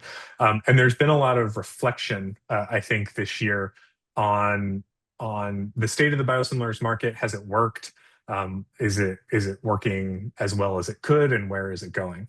And I think these top line numbers here really show that the proof is in the pudding, right? We have 84 approved biosimilars, 67 of which are marketed, referencing 21 reference product. And the savings that they brought to the healthcare system are undeniable. More than $56 billion in savings over the last 10 years. I'm going to touch a little bit more on this in the next slide. But they've really, they have been deployed and marketed in such a way that we have the experience, and patients have the experience, such that we know that they both increase access and lead to lower costs without any meaningfully different clinical outcomes. One thing I'd really like to hone in on, though, those stats kind of look back at where we've been for the last 10 years.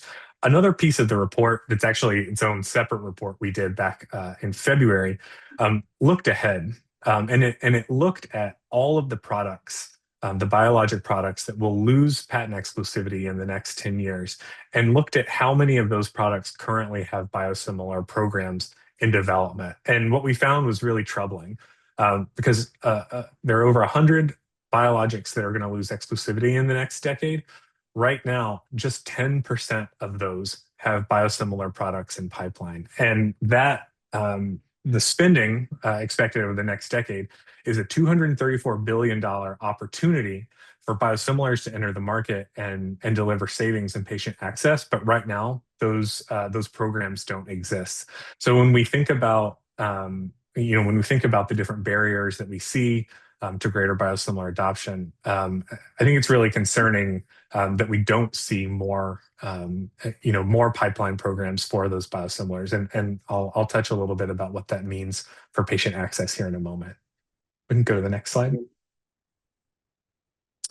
So as I mentioned, we have a lot of experience with biosimilar products since the first was launched 10 years ago.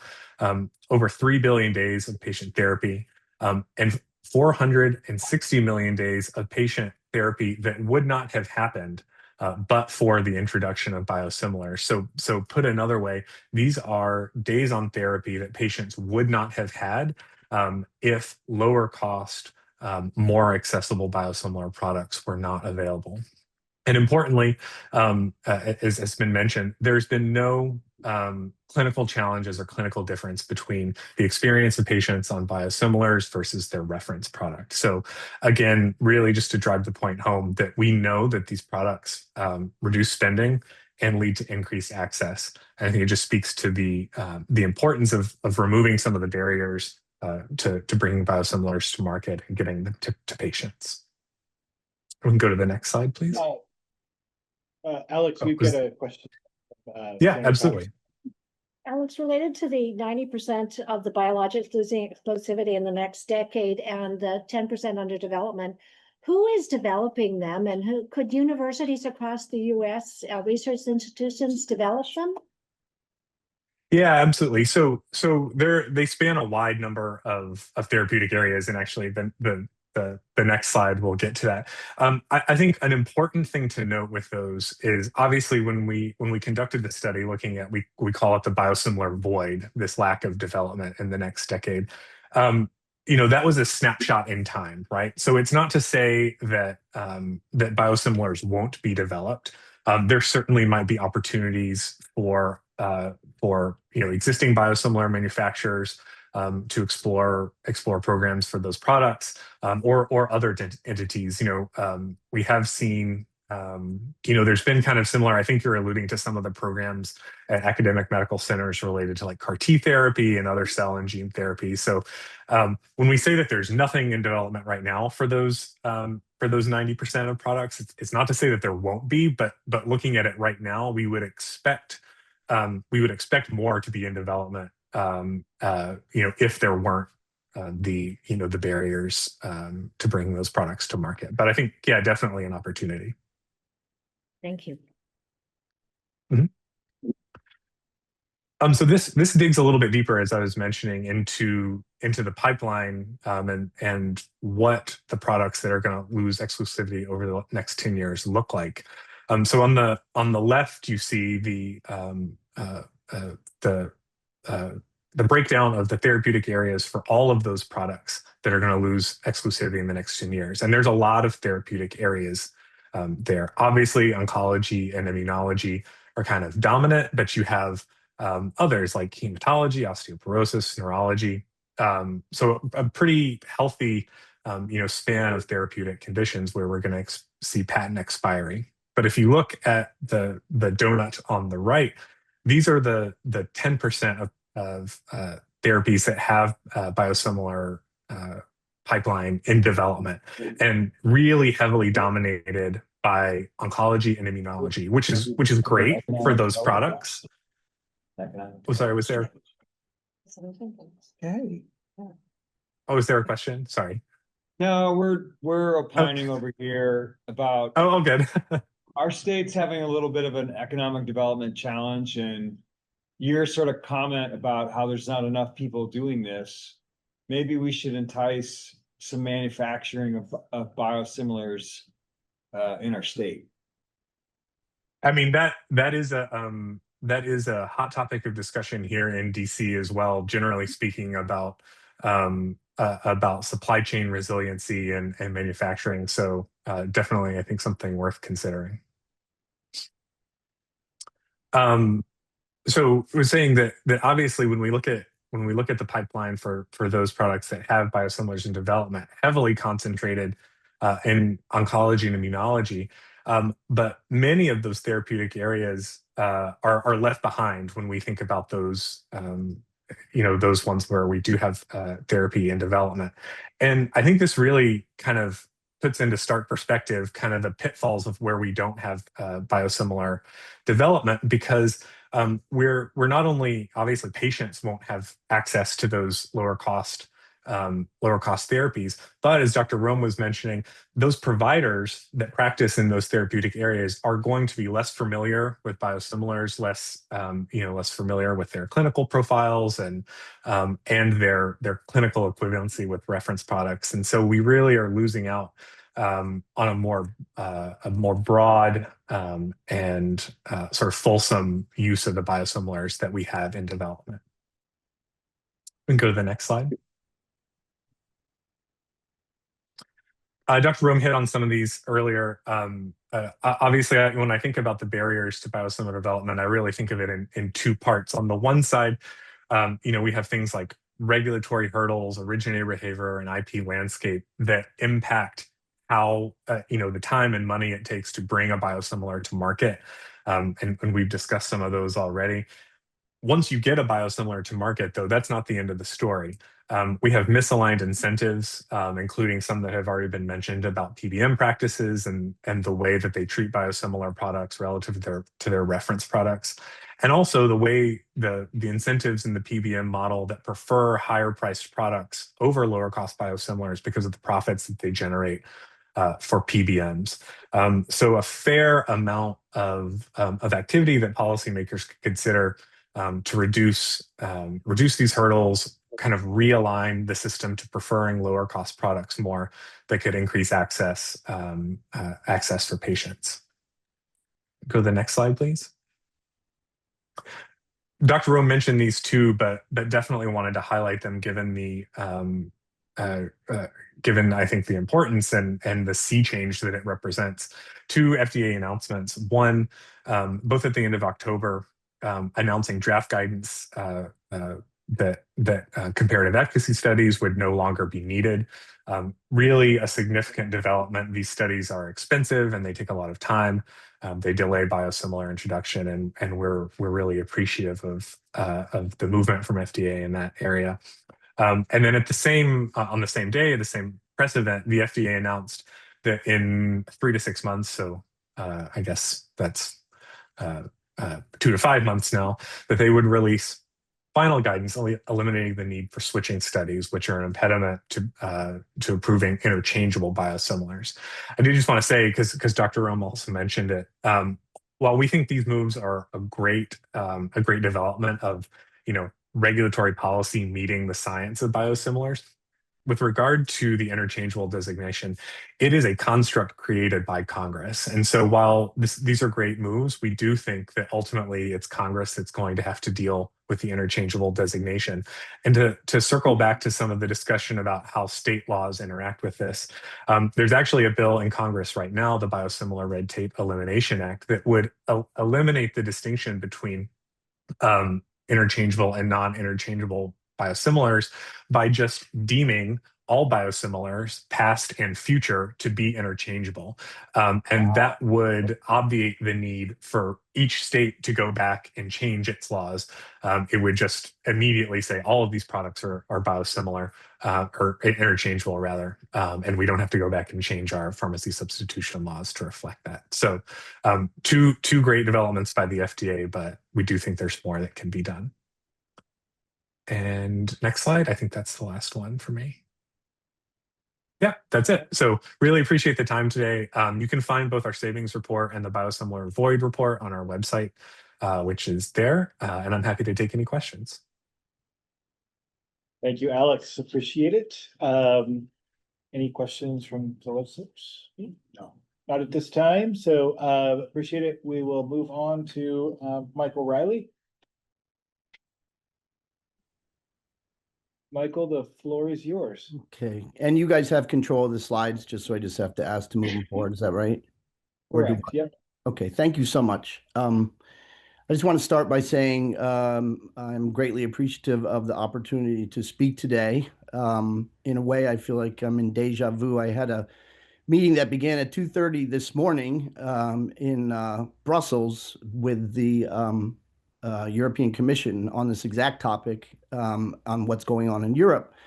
And I know Dr. Rowe mentioned that Europe is 5 years ahead of the US, and that's true in many fronts. But interestingly, the problems that we're all talking about here today are the very same problems that they have in Europe. The solutions are very different, and I think that's something to be noted with regards to both the regulatory obstacles that are involved that the FDA is currently dealing with, and generally the role that physicians play in terms of decision making. Dr. Rome had mentioned that the automatic substitution laws that have been passed in all 50 states were passed before biosimilars were introduced, and in fact they were not. They were all passed between 2013 and 2021, the last being Oklahoma. We were very much involved in that process, and the interchangeable designation was absolutely the linchpin to be able to pass those laws in all 50 states because of the fact that generics, biosimilars are different than generics. And that's an issue that keeps coming up, and I think there's a lot of confusion over that. I also think, and by the way, I have 26 slides, so you can imagine as I'm a minute 33 in how many I'll get to, but I just wanted to really use this as an opportunity to respond to what's going on. I don't want to scare Sophia. The other issue that came up basically is, I appreciate the opportunity to be here with Alex Keaton because Family Ties was one of my favorite shows, but mine too. It does bring up an old advertisement that is, "This is not your father's FDA." And so we are greatly concerned with a lot of what's been going on with regards to the FDA, and we'll get into that throughout my presentation. Next slide, please. We don't have time to get into all that right now. That's all. Yeah, I've heard that throughout the presentation. Anyways, just I literally have a time run, so I will make sure I do not delay. We're both Democrats, so this is a safe space. Yeah, there you go. I've been the executive director of ASBM, which was created right after President Obama signed the Affordable Care Act into law, which created the BPCIA and gave the pathway to the FDA, or the responsibility of Congress to set the pathway up. Prior to that, I did work. I've really spent more than 15 years in the Department of Health and Human Services, over many, many years in many administrations, and spent 6 years in the Secretary's office from 2002 to 2008. Worked in the Clinton administration as well. Next slide, please. Next slide. Thank you. I'm not trying to be pushy. Our main responsibility, as I mentioned, the meeting I had this morning, it was the 9th multi-stakeholder meeting that the European Commission has held. We've been part of every single one of those. It is an invitation-only meeting, and it is really meant to bring together stakeholders across Europe with the single goal of trying to increase biosimilar uptake, but to do it in a way that basically ensures that they have a long-term sustainable program. They are clearly viewed, Europe, as the leader in biosimilars. And there were 32 countries that were present today. Obviously, the USA is not a part of this meeting in general, but because we've been involved, we've been invited to participate. And really, they're looking essentially at best practices. I thought it was interesting at the end when some of the recommendations came up, and the comment was, we've seen those from last time. And that's really the challenge. Every time you come up with recommendations, it's how do you implement them in a way that basically, provides you with the end result that you're trying to. Next slide, please. So I mentioned the meeting today again. I would this was a 5-hour meeting. It had 7 presentations. It ended with IQVIA giving the Impact of Biosimilar Competition Report 2025. It's not even publicly available yet, but we did receive it in this meeting, and it really went through the challenges that basically the market is facing. And they're very similar in many respects to what we face here, with the exception of the role PBMs play. And that is a significant one here as you think of the market overall, and think of the best example being Humira, where you have 10 Humira biosimilars, 8 are interchangeable, and Humira still has 80% of the market in that space. So that just tells you something about numbers and competition don't necessarily solve the problems. There's other challenges that we need to deal with. Next slide, please. I'm just kind of trying to move as quickly as I can. On September 22nd, the EMA, the European Medicines Agency, had a meeting, and this has come up from both Dr. Rome and Alex Keaton, and they're looking at ways to basically speed up the development and make it cheaper and easier to bring biosimilars to market.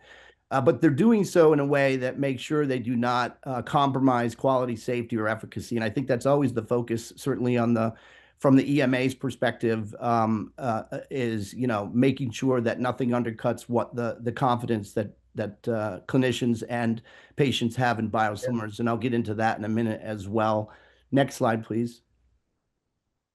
On September 19th, so 3 days before that EMA meeting, we were part of a meeting that the FDA had, and it is one in which then CDER Director George Tidmars, who has since resigned and was replaced by CDER Director Padmer, I believe, who announced his resignation.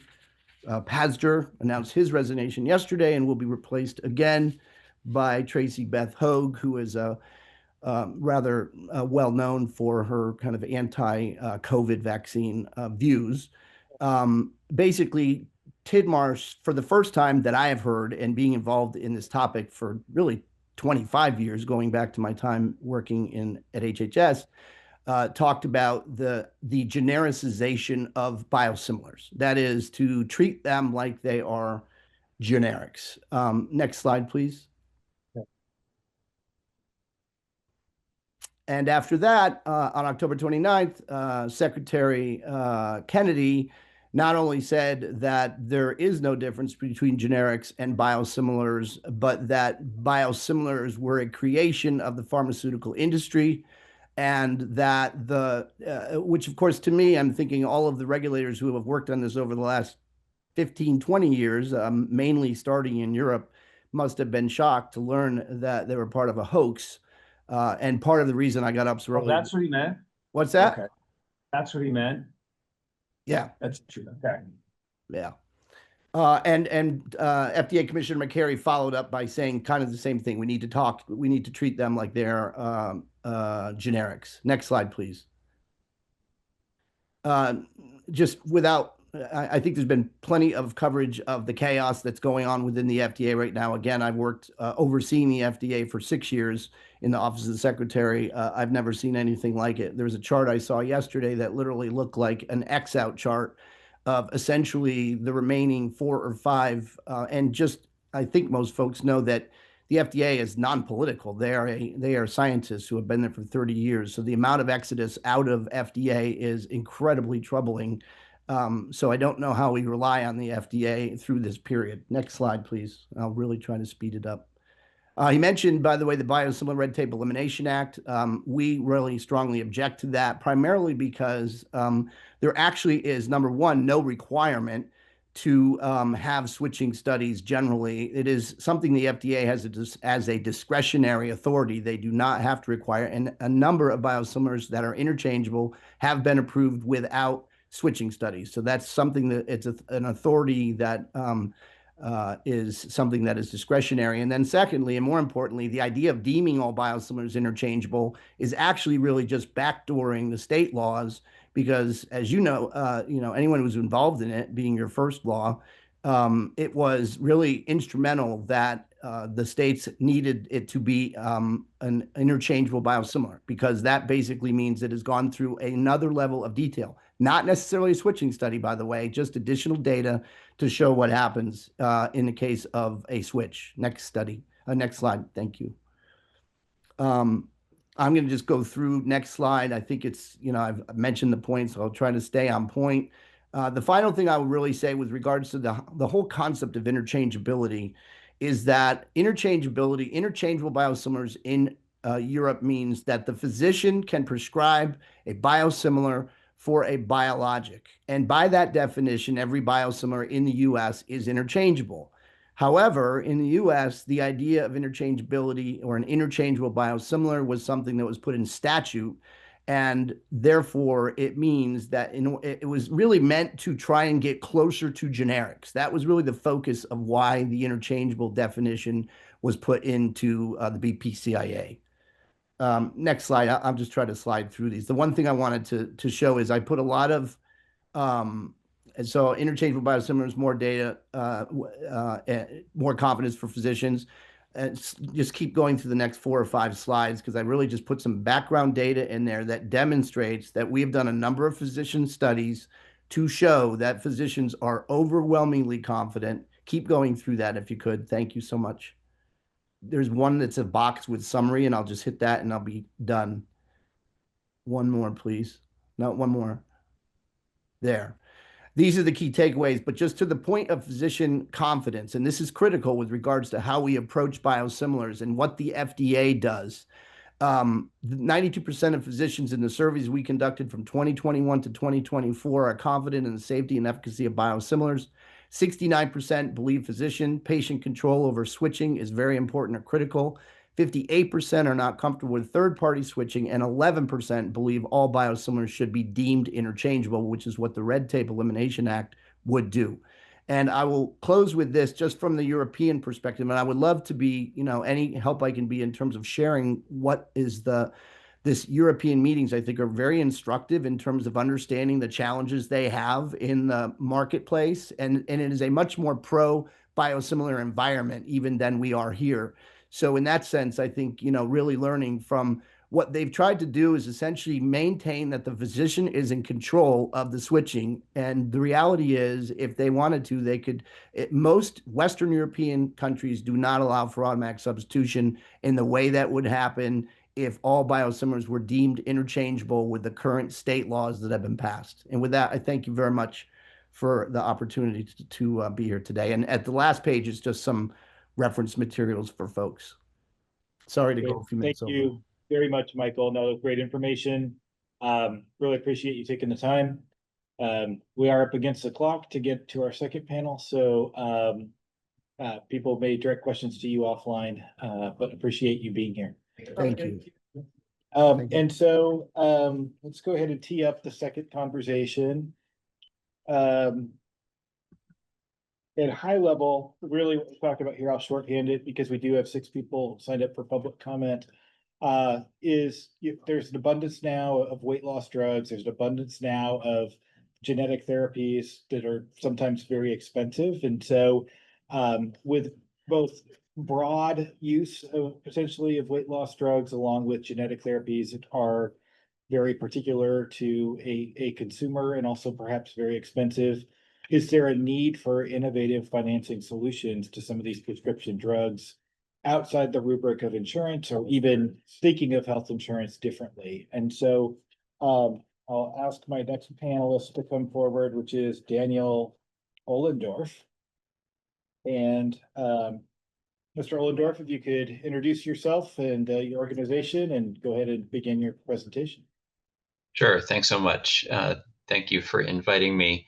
My name is Dan Ohlendorf. I'm the Chief Scientific Officer and Director of Health Technology Assessment Methods and Engagement at the Institute for Clinical and Economic Review, or ICER. You've certainly heard ICER mentioned earlier in the day in terms of public comment.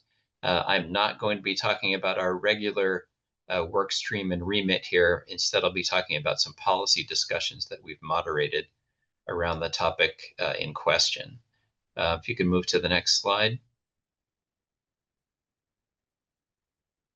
Next slide, please. There we go. And yeah, this is perfect. I should also say, just as an aside, also a huge fan of Family Ties. So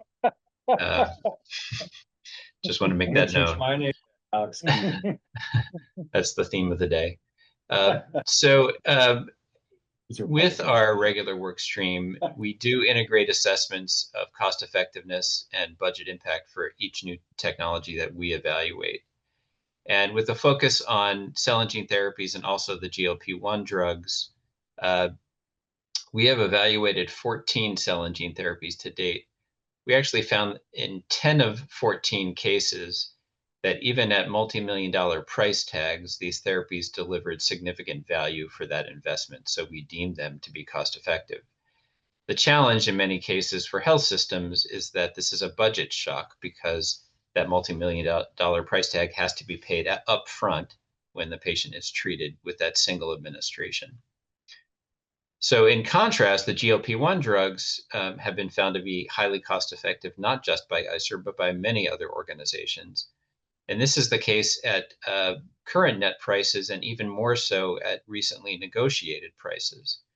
But even with those very low prices that have recently been announced through the MFN process or even through the IRA price negotiation, still there is an affordability challenge associated with that. So we have a budget impact threshold that we estimate according to how much headroom there might be to spend on a new drug in a way that does not outpace medical growth or medical inflation, growth in health spending. And we found that according to that threshold, still, even at those very low prices, fewer than 1% of candidate patients could be treated without crossing that threshold. Next slide, please. So what I will talk about today is another effort that ICER undertakes, which is to host an annual policy summit. Actually, our 2025 summit's happening next week. But the past 2 years actually covered the 2 topics I'll be discussing. This is an annual convening of life sciences leaders and those from payers and PBM organizations as well to discuss a policy topic of shared interest. The focus is on understanding the key issues and making recommendations for how to jointly move the field forward. They're conducted under the Chatham House rules, so individuals are free to publicly discuss the general conversations that were held, but cannot attribute any particular quote to an individual or an organization. And we produce a public white paper after the deliberations. So that is publicly accessible on our website. You'll be able to see each of these white papers at your discretion and leisure. Next slide, please. So the 2024 paper, which was published after the 2023 summit, was how to manage the challenges of paying for gene therapy. So for context, there are about 50,000 patients in the US who are potentially eligible for the gene therapies available today and moving forward into 2030. And the prices are very high and range from 1 to 4 million per administration. So fair pricing, the pricing that would be aligned with the benefit that patients may see, budget impact, and uncertainty in the data, because these are typically very small single-arm studies that are used to get these therapies approved, all need to be managed for successful health system implementation. And so this group discussed market reforms and policy actions that could be targeted to each of those concerns, along with some combination strategies that might be applied as well. Next slide. So this is a very busy table. The issues, as I described, fair pricing, budget impact, and clinical uncertainty. There were tools that could be considered for each. And each of those tools, there's no perfect solution. So each of those tools has pros and cons associated with it. If I can just point out one example, if you see look under budget impact, you see that many payers use stop loss or reinsurance programs to try to manage the risk associated with these. The benefit is that it could provide catastrophic protection, especially for smaller plans who might have a real challenge when 1 or 2 patients have a significant need for a gene therapy. But there are cons associated with this as well. Many programs do something called lasering, which is to identify an individual. Yes, I just heard about that. Apply a very high deductible or really an untenable cost or copay or coinsurance for that individual to try to mitigate the risk. And the premiums for these programs, many health plans find to be out of reach as well. So that's one example. And you see that with the table here that there are other pros and cons for other types of programs as well. Next slide. So there was also discussion of combination strategies. So could there be, in general, a stop loss program applied that would be applicable to any gene therapy? In addition, apply some sort of a performance-based or milestone-based agreement for those therapies to further mitigate that risk? Or for individual types of gene therapies, could there be layering? So integrating those multiple tools specifically for a specific type of gene therapy. So that actually engendered a lot of conversation at our meeting. And the conclusions of our report were that no single strategy is likely to be effective on its own. Combination strategies may be the best way to go, but they probably require additional policy or market reforms as well to be feasible. So for example, if we really want to try to do performance-based agreements at scale, maybe we need federal support to create databases and other clearinghouses for that kind of agreement. Or do we need to amend the Medicaid drug rebate program to facilitate subscription models, for example, to try to supersede some of the legislation that serves as a barrier to that? So that really was the gist of the conversation for this particular topic. As I mentioned, the report is available for your review and consideration. I do want to stress that although the summit model that we employ involves a lot of frank and really important discussion, we don't require any attendee to sign off on the white paper. This is not a consensus white paper. It's simply reflecting the discussions that we had. Next slide, please. So now to move on to another topic, and this is a paper we published earlier this year based on our 2024 summit.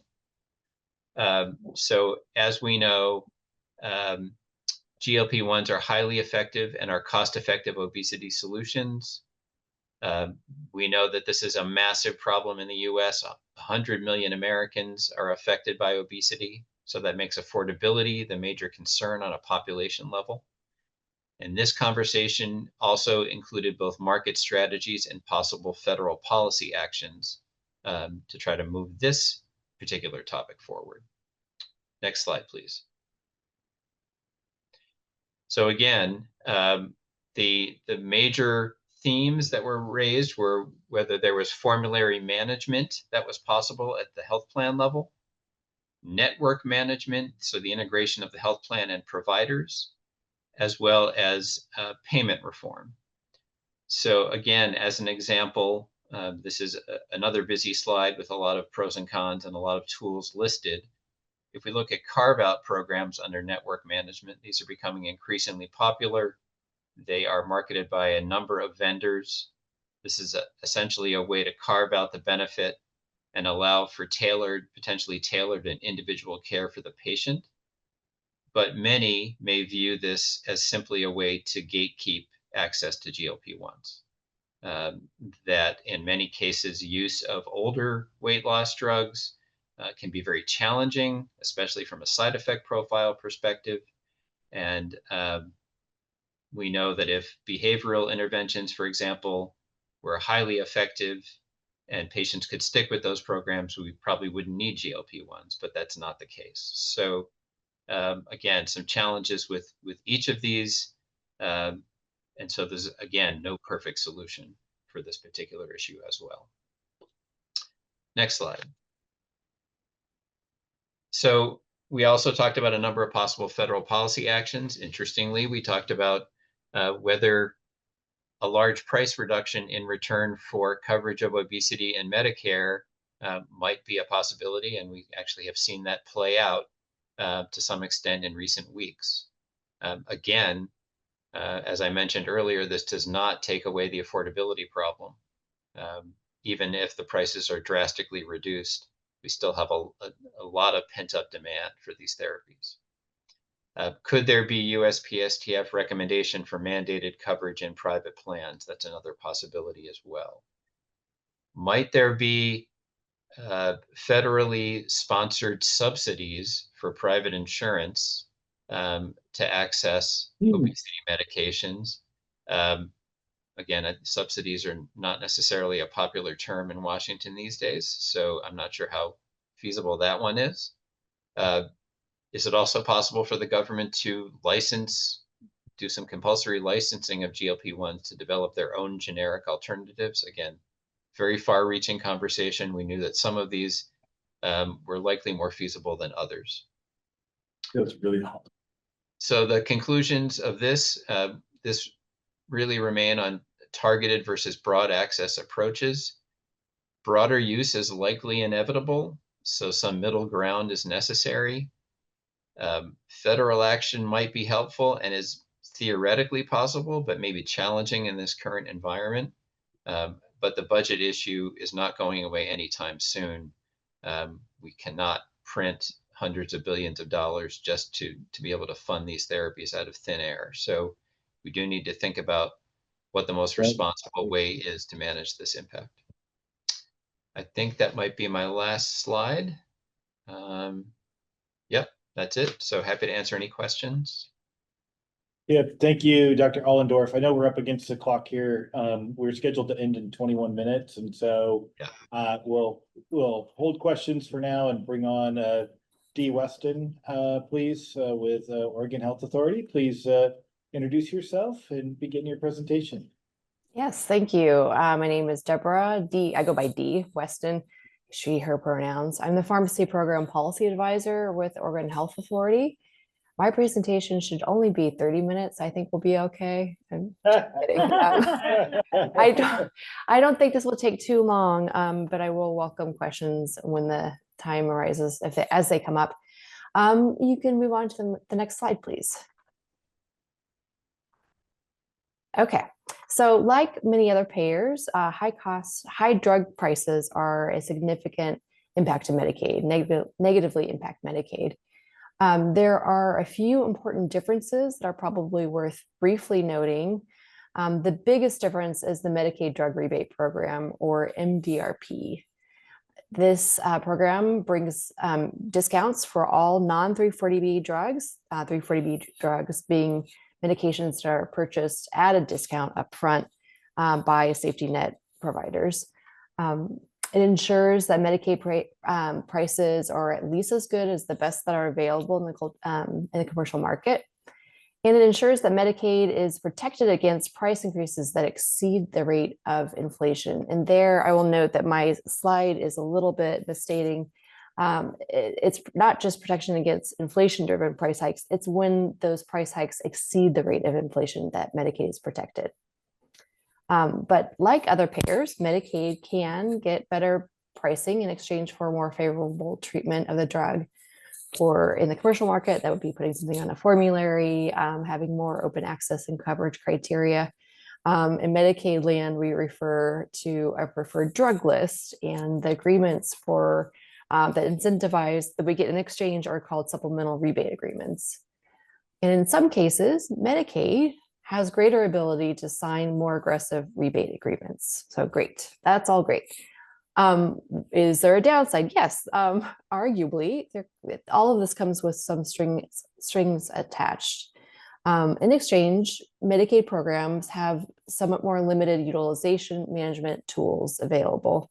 And I'm not going to go into that in detail, but that's something that you will read about, I'm sure.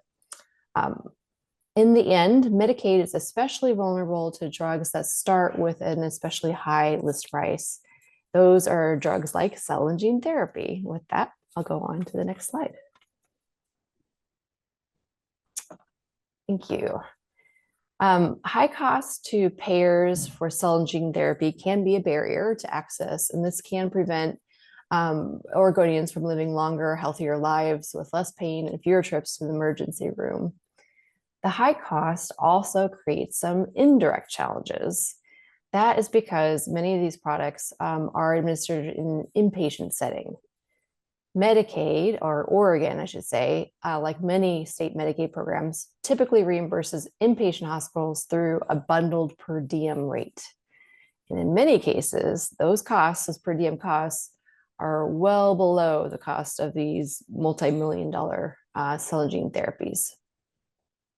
The common solution to that is to have a single case agreement. So you make an individual agreement with the inpatient hospital for what you're going to pay and so on.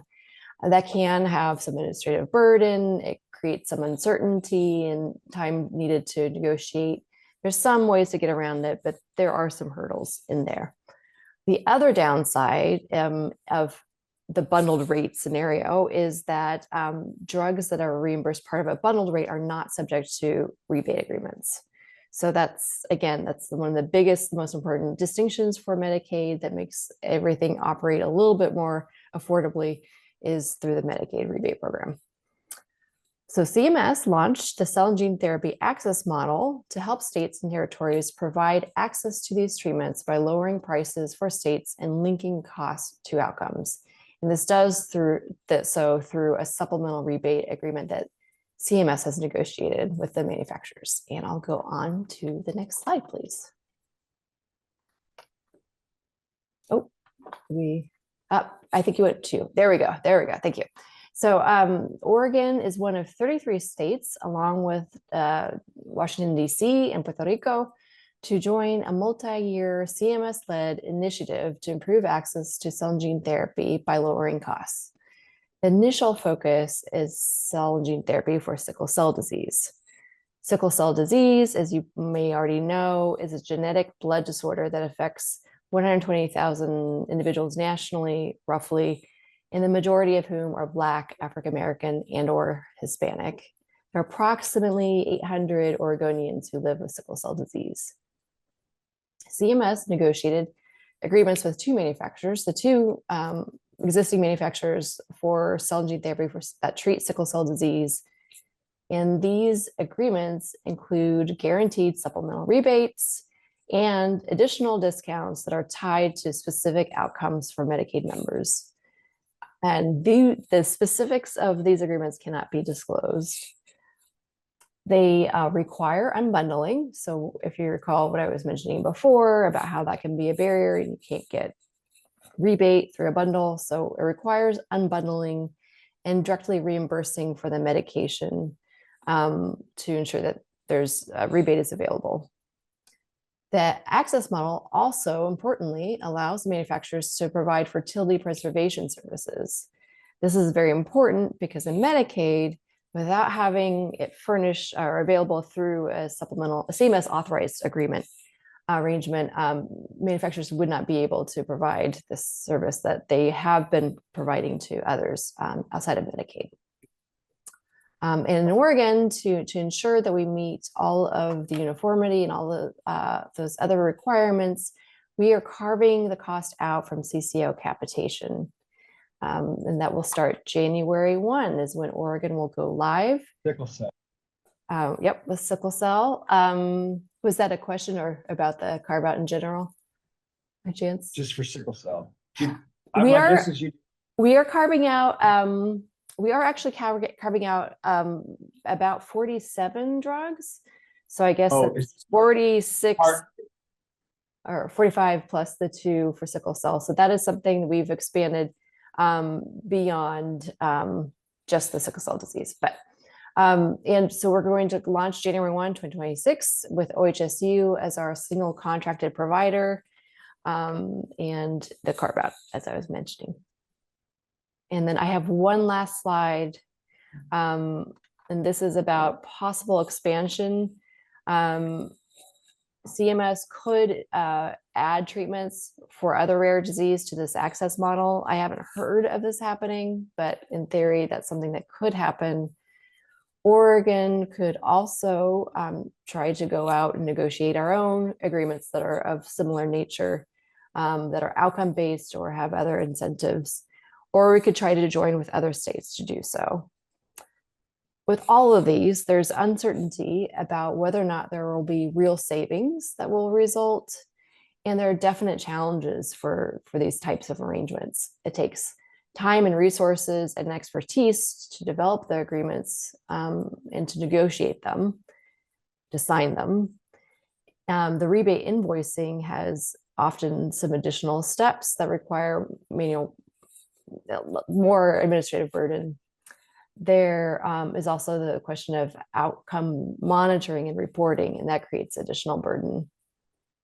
And in exchange, there's always meeting manufacturer demands for uniformity and coverage criteria that can be a challenge in a state like Oregon with significant managed population.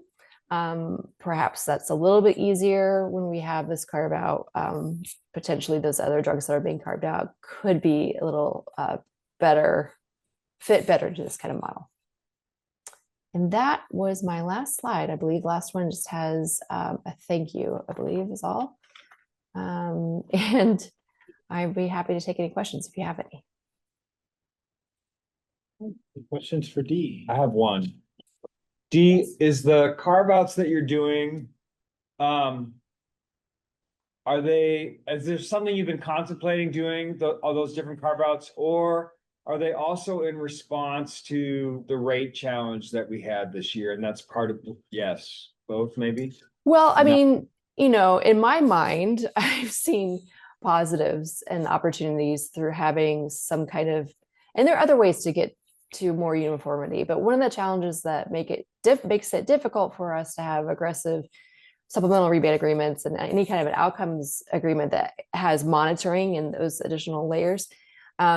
Yes, having a carve out does help with that, but it did come from the sustainability, CCO sustainability, the tables that we had.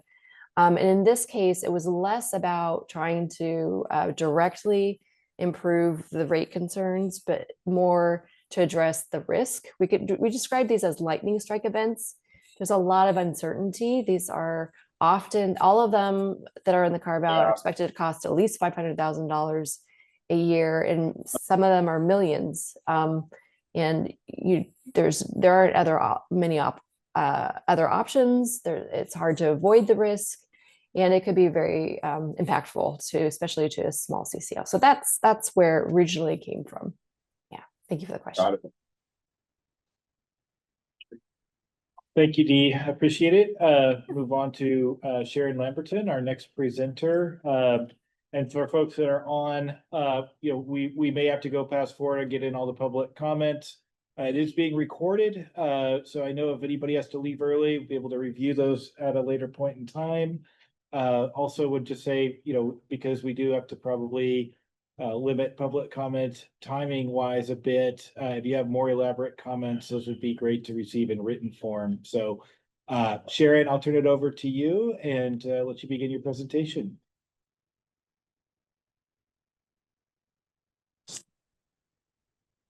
Thank you so much, everyone. Can you hear me Yes. and see me?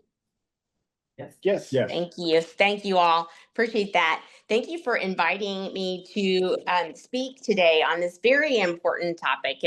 I really would title this talk of enormous process, an enormous promise. We have so many innovative approaches and new medicines that are coming out and therapies that are helping patients. And as a nurse, I am so proud of what our industry is coming forth with and what is in the pipeline. So I want to briefly just set the stage and then go into some more discussions about innovative financing of these medications, because that is a challenge and it is a different approach for how our healthcare system is set up today. Thank you again for having me. I'm Sharon Lamberton. I'm a nurse by training. I've been with Pharma, the trade association of 33 pharmaceutical companies. Next slide, please. Thank you, Sophia. This is a quick snapshot of our different companies that make brand name treatments and cures. We don't make generics. We make the brand name innovative medications, and it is a long, risky, lengthy process, but it is worth it when we see our patients, our family members, and our communities benefit. Next slide. I just grabbed a couple of the headlines that we've seen just recently. As a kid, my granddaddy had emphysema. I remember being on the hospital ward in Dallas and seeing my grandfather, an emphysemic patient from smoking, next to a child that was basically my age who had cystic fibrosis and was destined to pass away within a few years. Now seeing that there are cures is really changing the lives of folks.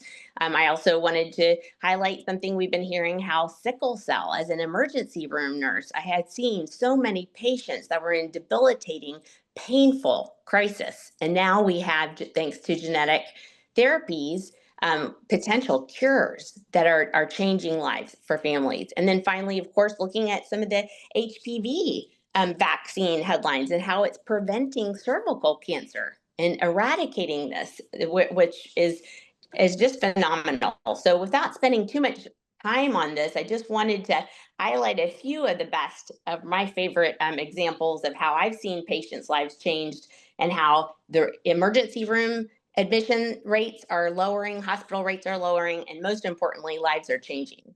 The next slide is significant because when I started out in nursing, I graduated nursing school and went right to NIH, National Institutes of Health, and started working on direct patient care and clinical trials.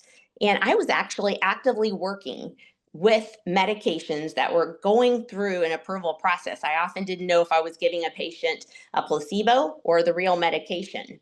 And to look at this slide and to see the length that a medication on average takes 10 to 12 years to get from bench to bedside, it's an average cost of $2.6 billion, but yet only 12% make it to approval, to that green light FDA process. So it's very long, risky, and expensive. And when you see only 12% making it, that's not a lot of incentive for those that invest in it. And that is where our cures are going to come. So we need to make sure our policies on the federal and the state level will support the innovation and incentivize people to continue doing this important work.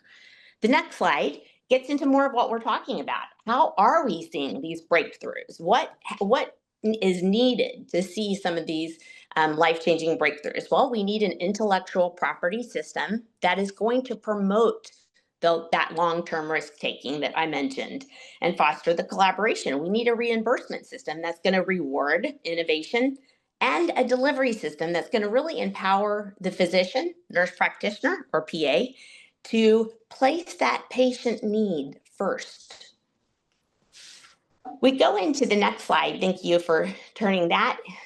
We go into the next one, and I just wanted to categorize these things because there's 3 different types of cell and gene therapies to really look at this new treatment paradigm.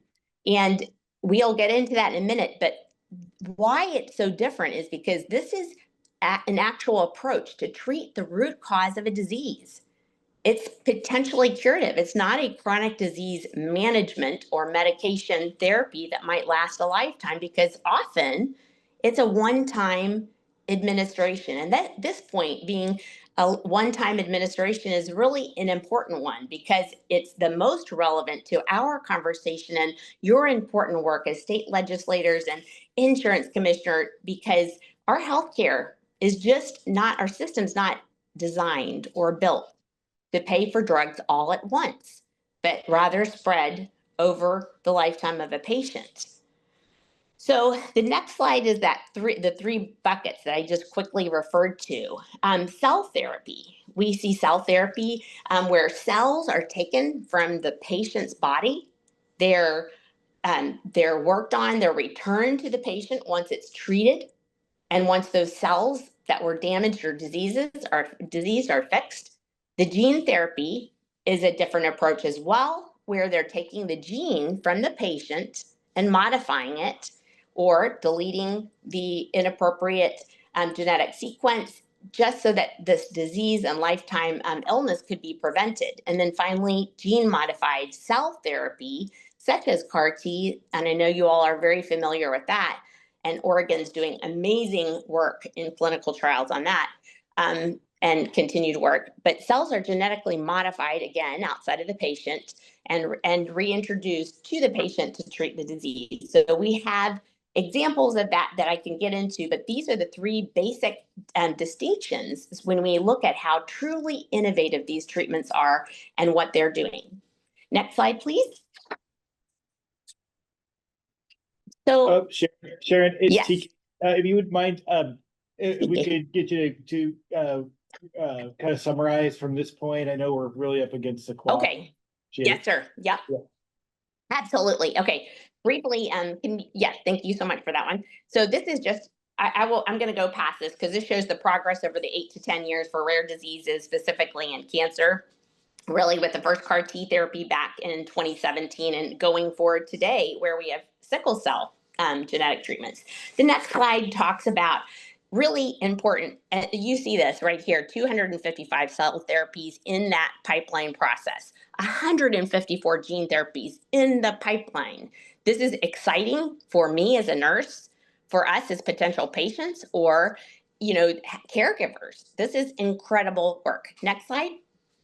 We have to put cost into context. So I just want to make sure that when we look at cell and gene therapy, especially when looking at potential policies that that you all might introduce, that you understand that it is a small and stable share of healthcare spend. We're talking about cell and gene therapy only being 0.1% of healthcare spend. 0.1% of healthcare spend and 1.3% of overall prescription drug spend projected out to 2030. We know that they have huge potential long-term effects that are not just curative for the patient, but moving toward incredible value, cost savings when we look at the innovative contracting approaches to ensure patient access for these therapies. So no question there's value, but we need different approaches to ensure access. Next slide. And the last 3 slides here, how are these innovative contract approaches being structured by some of our companies? How are we looking at reducing risk for the payer, but increasing access to the patient while improving value? Well, there are voluntary arrangements between the manufacturers and different entities. It's allowing the manufacturer and payer to unusually share that risk of that certain medication.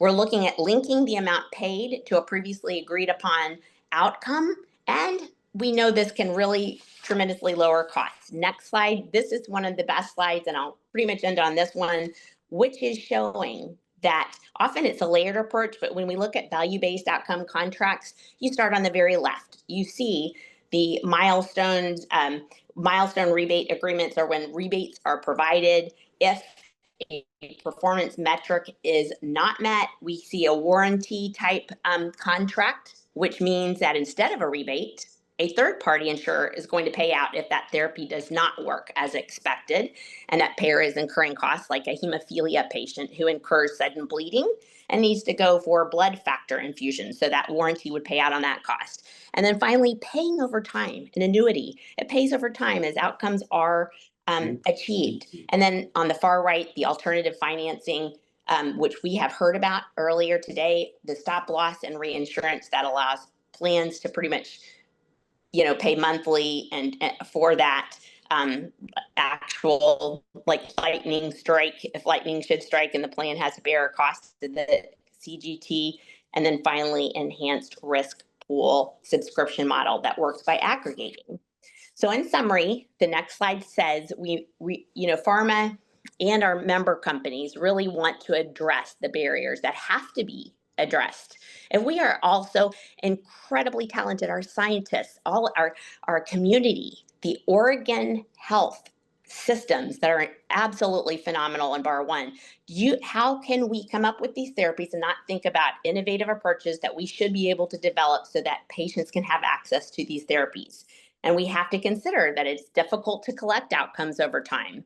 It is the time horizon. Tracking long-term outcomes when patients can change plan to plan can be difficult. And then finally, the administrative infrastructure, how providers might not have the capability to carry out the complex payment deliveries.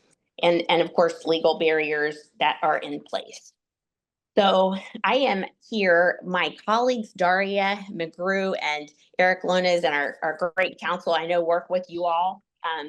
We have Matt Markey and Hasina and Joe Gardner and so many people. So they're all well. Yes, and they're all there, and I'm here as a nurse. I remember testifying with you all a few years ago when I covered that region. I want to be helpful because this is truly enormous promise. The path ahead for innovative payment approaches have to be carefully considered.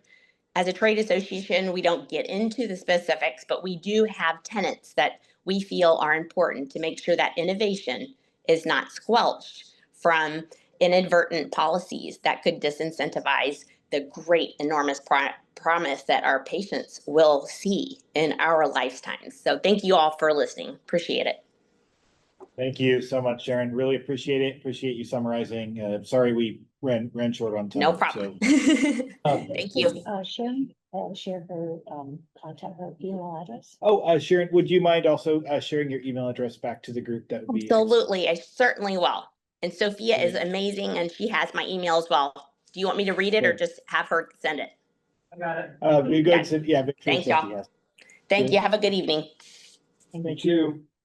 So we'll go ahead and begin our final public comment period, and just kind of given that we're already +4, going to need to keep everybody to 2 minutes. Again, please,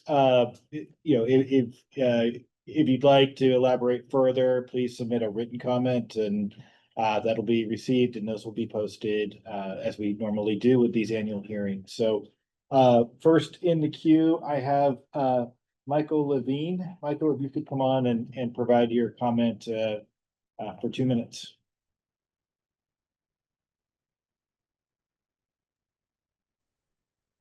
PK, there is a slight delay in moving them over. So, but I believe Michael is ready now to use mic and camera.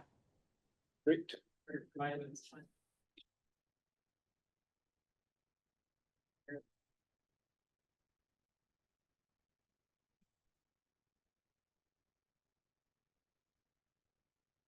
Michael, go ahead if you're on.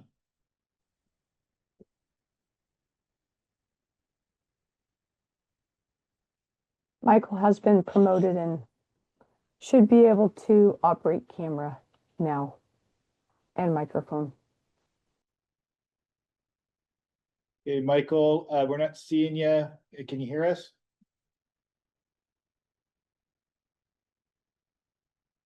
Okay, can you hear me and see me now? Yes. Hey, All right. Okay, thanks so much, folks. I appreciate the opportunity to speak. It's been a long, very interesting day. My name is Michael Levin. I'm founder of Health Business Strategies. It's a healthcare consultancy based in Clackamas, Oregon. First, I'd like to say I'm grateful for all the good work you guys are doing to help lower drug prices and improve access to essential healthcare services for all Oregonians. I am one. But very seriously, protecting and preserving the public health for all Oregonians is a moral and a legislative imperative. We're not doing as good as we can. We can do much better. My written comments will be provided to all of you. They reflect 52 years of my being a healthcare business expert in pharmaceutical pricing, drugs, drug distribution, et cetera. Quickly, my background includes drug bidding, contract strategies, negotiating contracts while managing gross profit goals nationally, wholesale drug distribution, drug databases, formulary development, generic and therapeutic substitution strategies, using natural medicine to safely reduce costs while improving patient outcomes, FDA compliance, pharmacy regulations, enforcement actions. I've served as expert witness and done a bunch of contract law, dealt with orphan drugs and PBMs, and that's just some of it. So because democracy is not a spectator sport, I am here. And as a businessman, a subject matter expert, and taxpayer, my comments are amplified in the written testimony, and I will summarize by providing 10 comments to share right now briefly. Number one, it's taken 60 years to create this unsustainable economic train wreck we call healthcare. There is an urgent action we can and must take to create a better future for all Oregonians. It requires bold, decisive, and strategic action. I call upon my legislative leaders to act responsibly. People are dying needlessly. Number two, I've carefully reviewed the annual report to PDAB. Respectfully, we must focus fast on actionable trend data. We're missing a lot of data, folks. The insurance information, for example, is interesting, but it is incomplete. There's a lot of data, but not enough actionable knowledge. Focusing on wholesale acquisition costs, WAC, misses huge opportunities to reduce plan costs, which right now averages in Oregon about $800 a month per enrollee for about 1.2 million enrollees based on your reports. There are alternative databases available to PDAB that might better support PDAB's efforts. I'll detail that in my comments. Michael, would you mind just picking out 2 or 3 more, and then we do have to move on. I appreciate it. Sure. You can go ahead and email them to me, okay? I just say, remind, I don't know if we've met before, but like, just email your 10 comments to me. Like that might be, and then I'll get to it when I do. Okay, sounds good. Thank you very much. Okay. Make sure you said we talked in this hearing, so my staff person will actually let me read it. Mhm. Okay. Thank you. All right, I'll do that. Okay, thank you. Thank you. Ben Gurwitz, you're up next. 2 minutes. Go ahead and provide your comments. Good evening, representatives and senators. For the record, my name's Ben Gurwitz, and I'm here on behalf of Disability Rights Oregon. I'll make this quick since I know we are out of time. Disability Rights Oregon, along with a number of our partner organizations, just want to register our concern for the inclusion of ICER into this presentation. ICER continues to refer to quality as the gold standard for cost-effective analysis, despite federal rule and state law that bars the use of measures devaluing disabled and medically complex lives. Our organizations fought to advance a statewide ban on the use of quality in life general measures in 2024. And this was intended to put a long-standing debate in the state of Oregon as to whether measures devaluing people with disabilities were allowable considerations and decisions related to our health system. With the passage of Senate Bill 1508, Oregon law now bars reference to any measure that utilizes quality measures instead of capturing the specific perspectives of the population under consideration.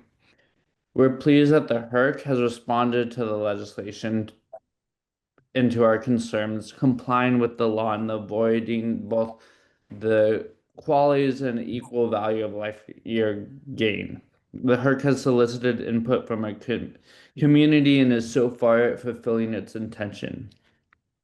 When ICER developed the equal value of life year gain, the disability community was very vocal in its opposition, and we're concerned that ICER has engaged Oregon to bypass legal concerns about the influence of qualities and similar measures on healthcare decisions. We remain concerned that the equal value of life year gain is a measure that fails to appropriately value the quality of life of improvement while focusing value on treatment's ability to extend life. For people with disabilities and other complex medical conditions, quality of life improvement alone is a highly valuable outcome. So in conclusion, we think it's inappropriate to be for ICER to be considered as an advisor to the state of Oregon, and we urge your reconsideration of ICER's proposal. And thank you for your testimony. Thank you for Ben. Appreciate it. provide testimony. Yep. Appreciate it very much. Up next, we have Charlie Fisher with Osberg. Charlie, if you could come on and provide your comments to 2 minutes. Hi. Yeah, well, first of all, just thanks for holding this hearing. Really good information, and just I'm glad that that this is happening. So Charlie Fisher, State Director at OSPERG, statewide public interest group representing thousands of Oregonians. I just want to share some information about high drug prices impact Oregonians. Recent surveys have found that high drug prices have a direct impact on the health of Oregonians. 27% of Oregonians have reported rationing their drugs or skipping doses due to cost. And I've heard from people across the state their experiences with high-priced drugs, from not buying EpiPens because they cost too much, or another person shared, I can't depend on costs remaining the same, even year to year on the same plan. There's no rhyme or reason, and the costs never match up to my salary to keep medications as needed. This all just speaks to the need for more action to bring down drug prices. And so I'd urge the PDAB and legislators to specifically look at other states that have set or on the verge of setting upper payment limits, which are an emerging tool that can actually bring down costs for Oregonians through lower premiums, fewer tax dollars going to pay for high-cost drugs and out-of-pocket costs.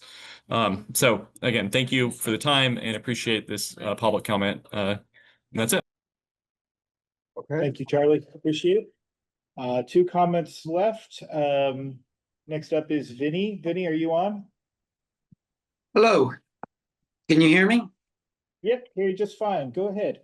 Great. Thank you very much for this opportunity. I'm Vinny DeMarco with the Maryland Healthcare for All Coalition, and we're big fans of Oregon. You all led the way on the drug transparency issue years before anybody else took action. So congratulations for all you've did and are doing. Like you, we believe drugs don't work if people can't afford them.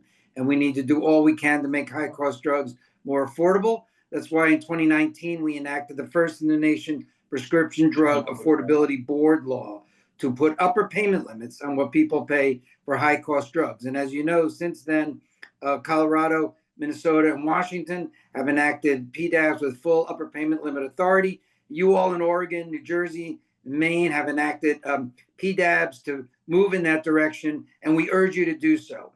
As Charlie mentioned, 2 states now, Maryland and Colorado, are really moving forward on upper payment limits. As you'll hear from our colleague Priya Tilang, Colorado has really done a great job in putting upper payment limits on a particular drug, Enbrel. In January, Maryland will do the same on 2 other drugs, Jardiance and Farxiga. that will save the state and local governments of Maryland hundreds of thousands, not millions of dollars over the years. And in a year from now, they will have the authority to use those upper payment limits to help all Marylanders save many millions of dollars.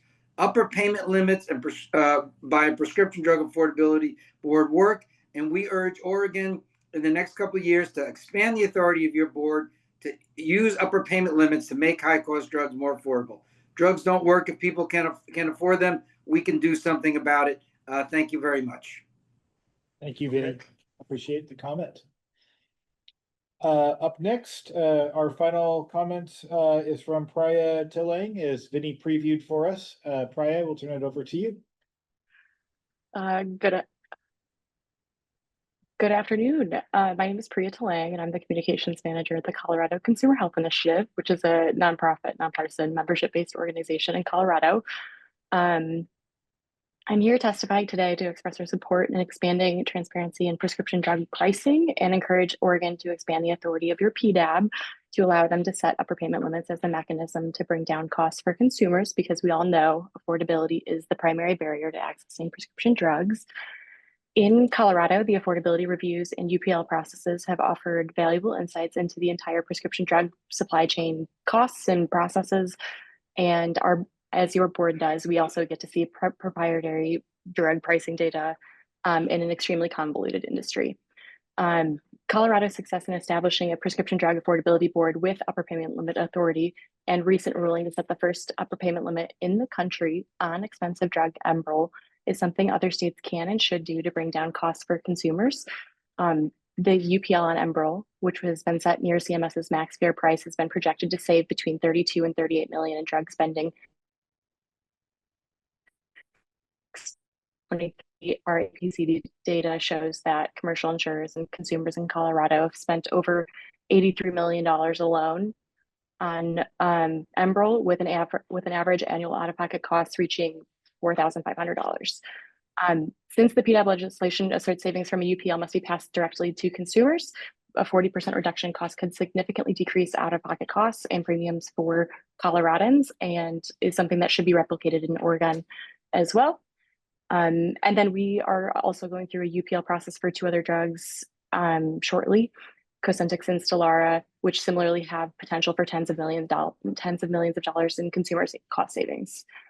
Healthcare affordability is at extreme risk right now. Federal cuts to Medicaid and the expiration of tax credits at the end of this year will inevitably result in a loss of coverage for millions of Americans. As such, it is critical that states take every action they can to meaningfully reduce the cost of care for consumers, which includes prescription drugs. We encourage Oregon to expand the authority of your PDAB to allow them to set upper payment limits as a mechanism to meaningfully reduce costs for consumers. Thank you for your time and consideration. Thank you for your comment. I appreciate it. And thank you, everybody. This is the end stages of the Prescription Drug Affordability Board public meeting for this year. I just want to thank all of the Drug Price Transparency Program staff for putting together a very thoughtful set of presentations today, and our legislators for being here to help steer and ask questions and really delve into this topic. So I look forward to next year's, and just really appreciate all of the comments we received, and look forward to all of the writings we'll get in the form of public comments as well. All right, Thank right you. on. Thanks, everyone.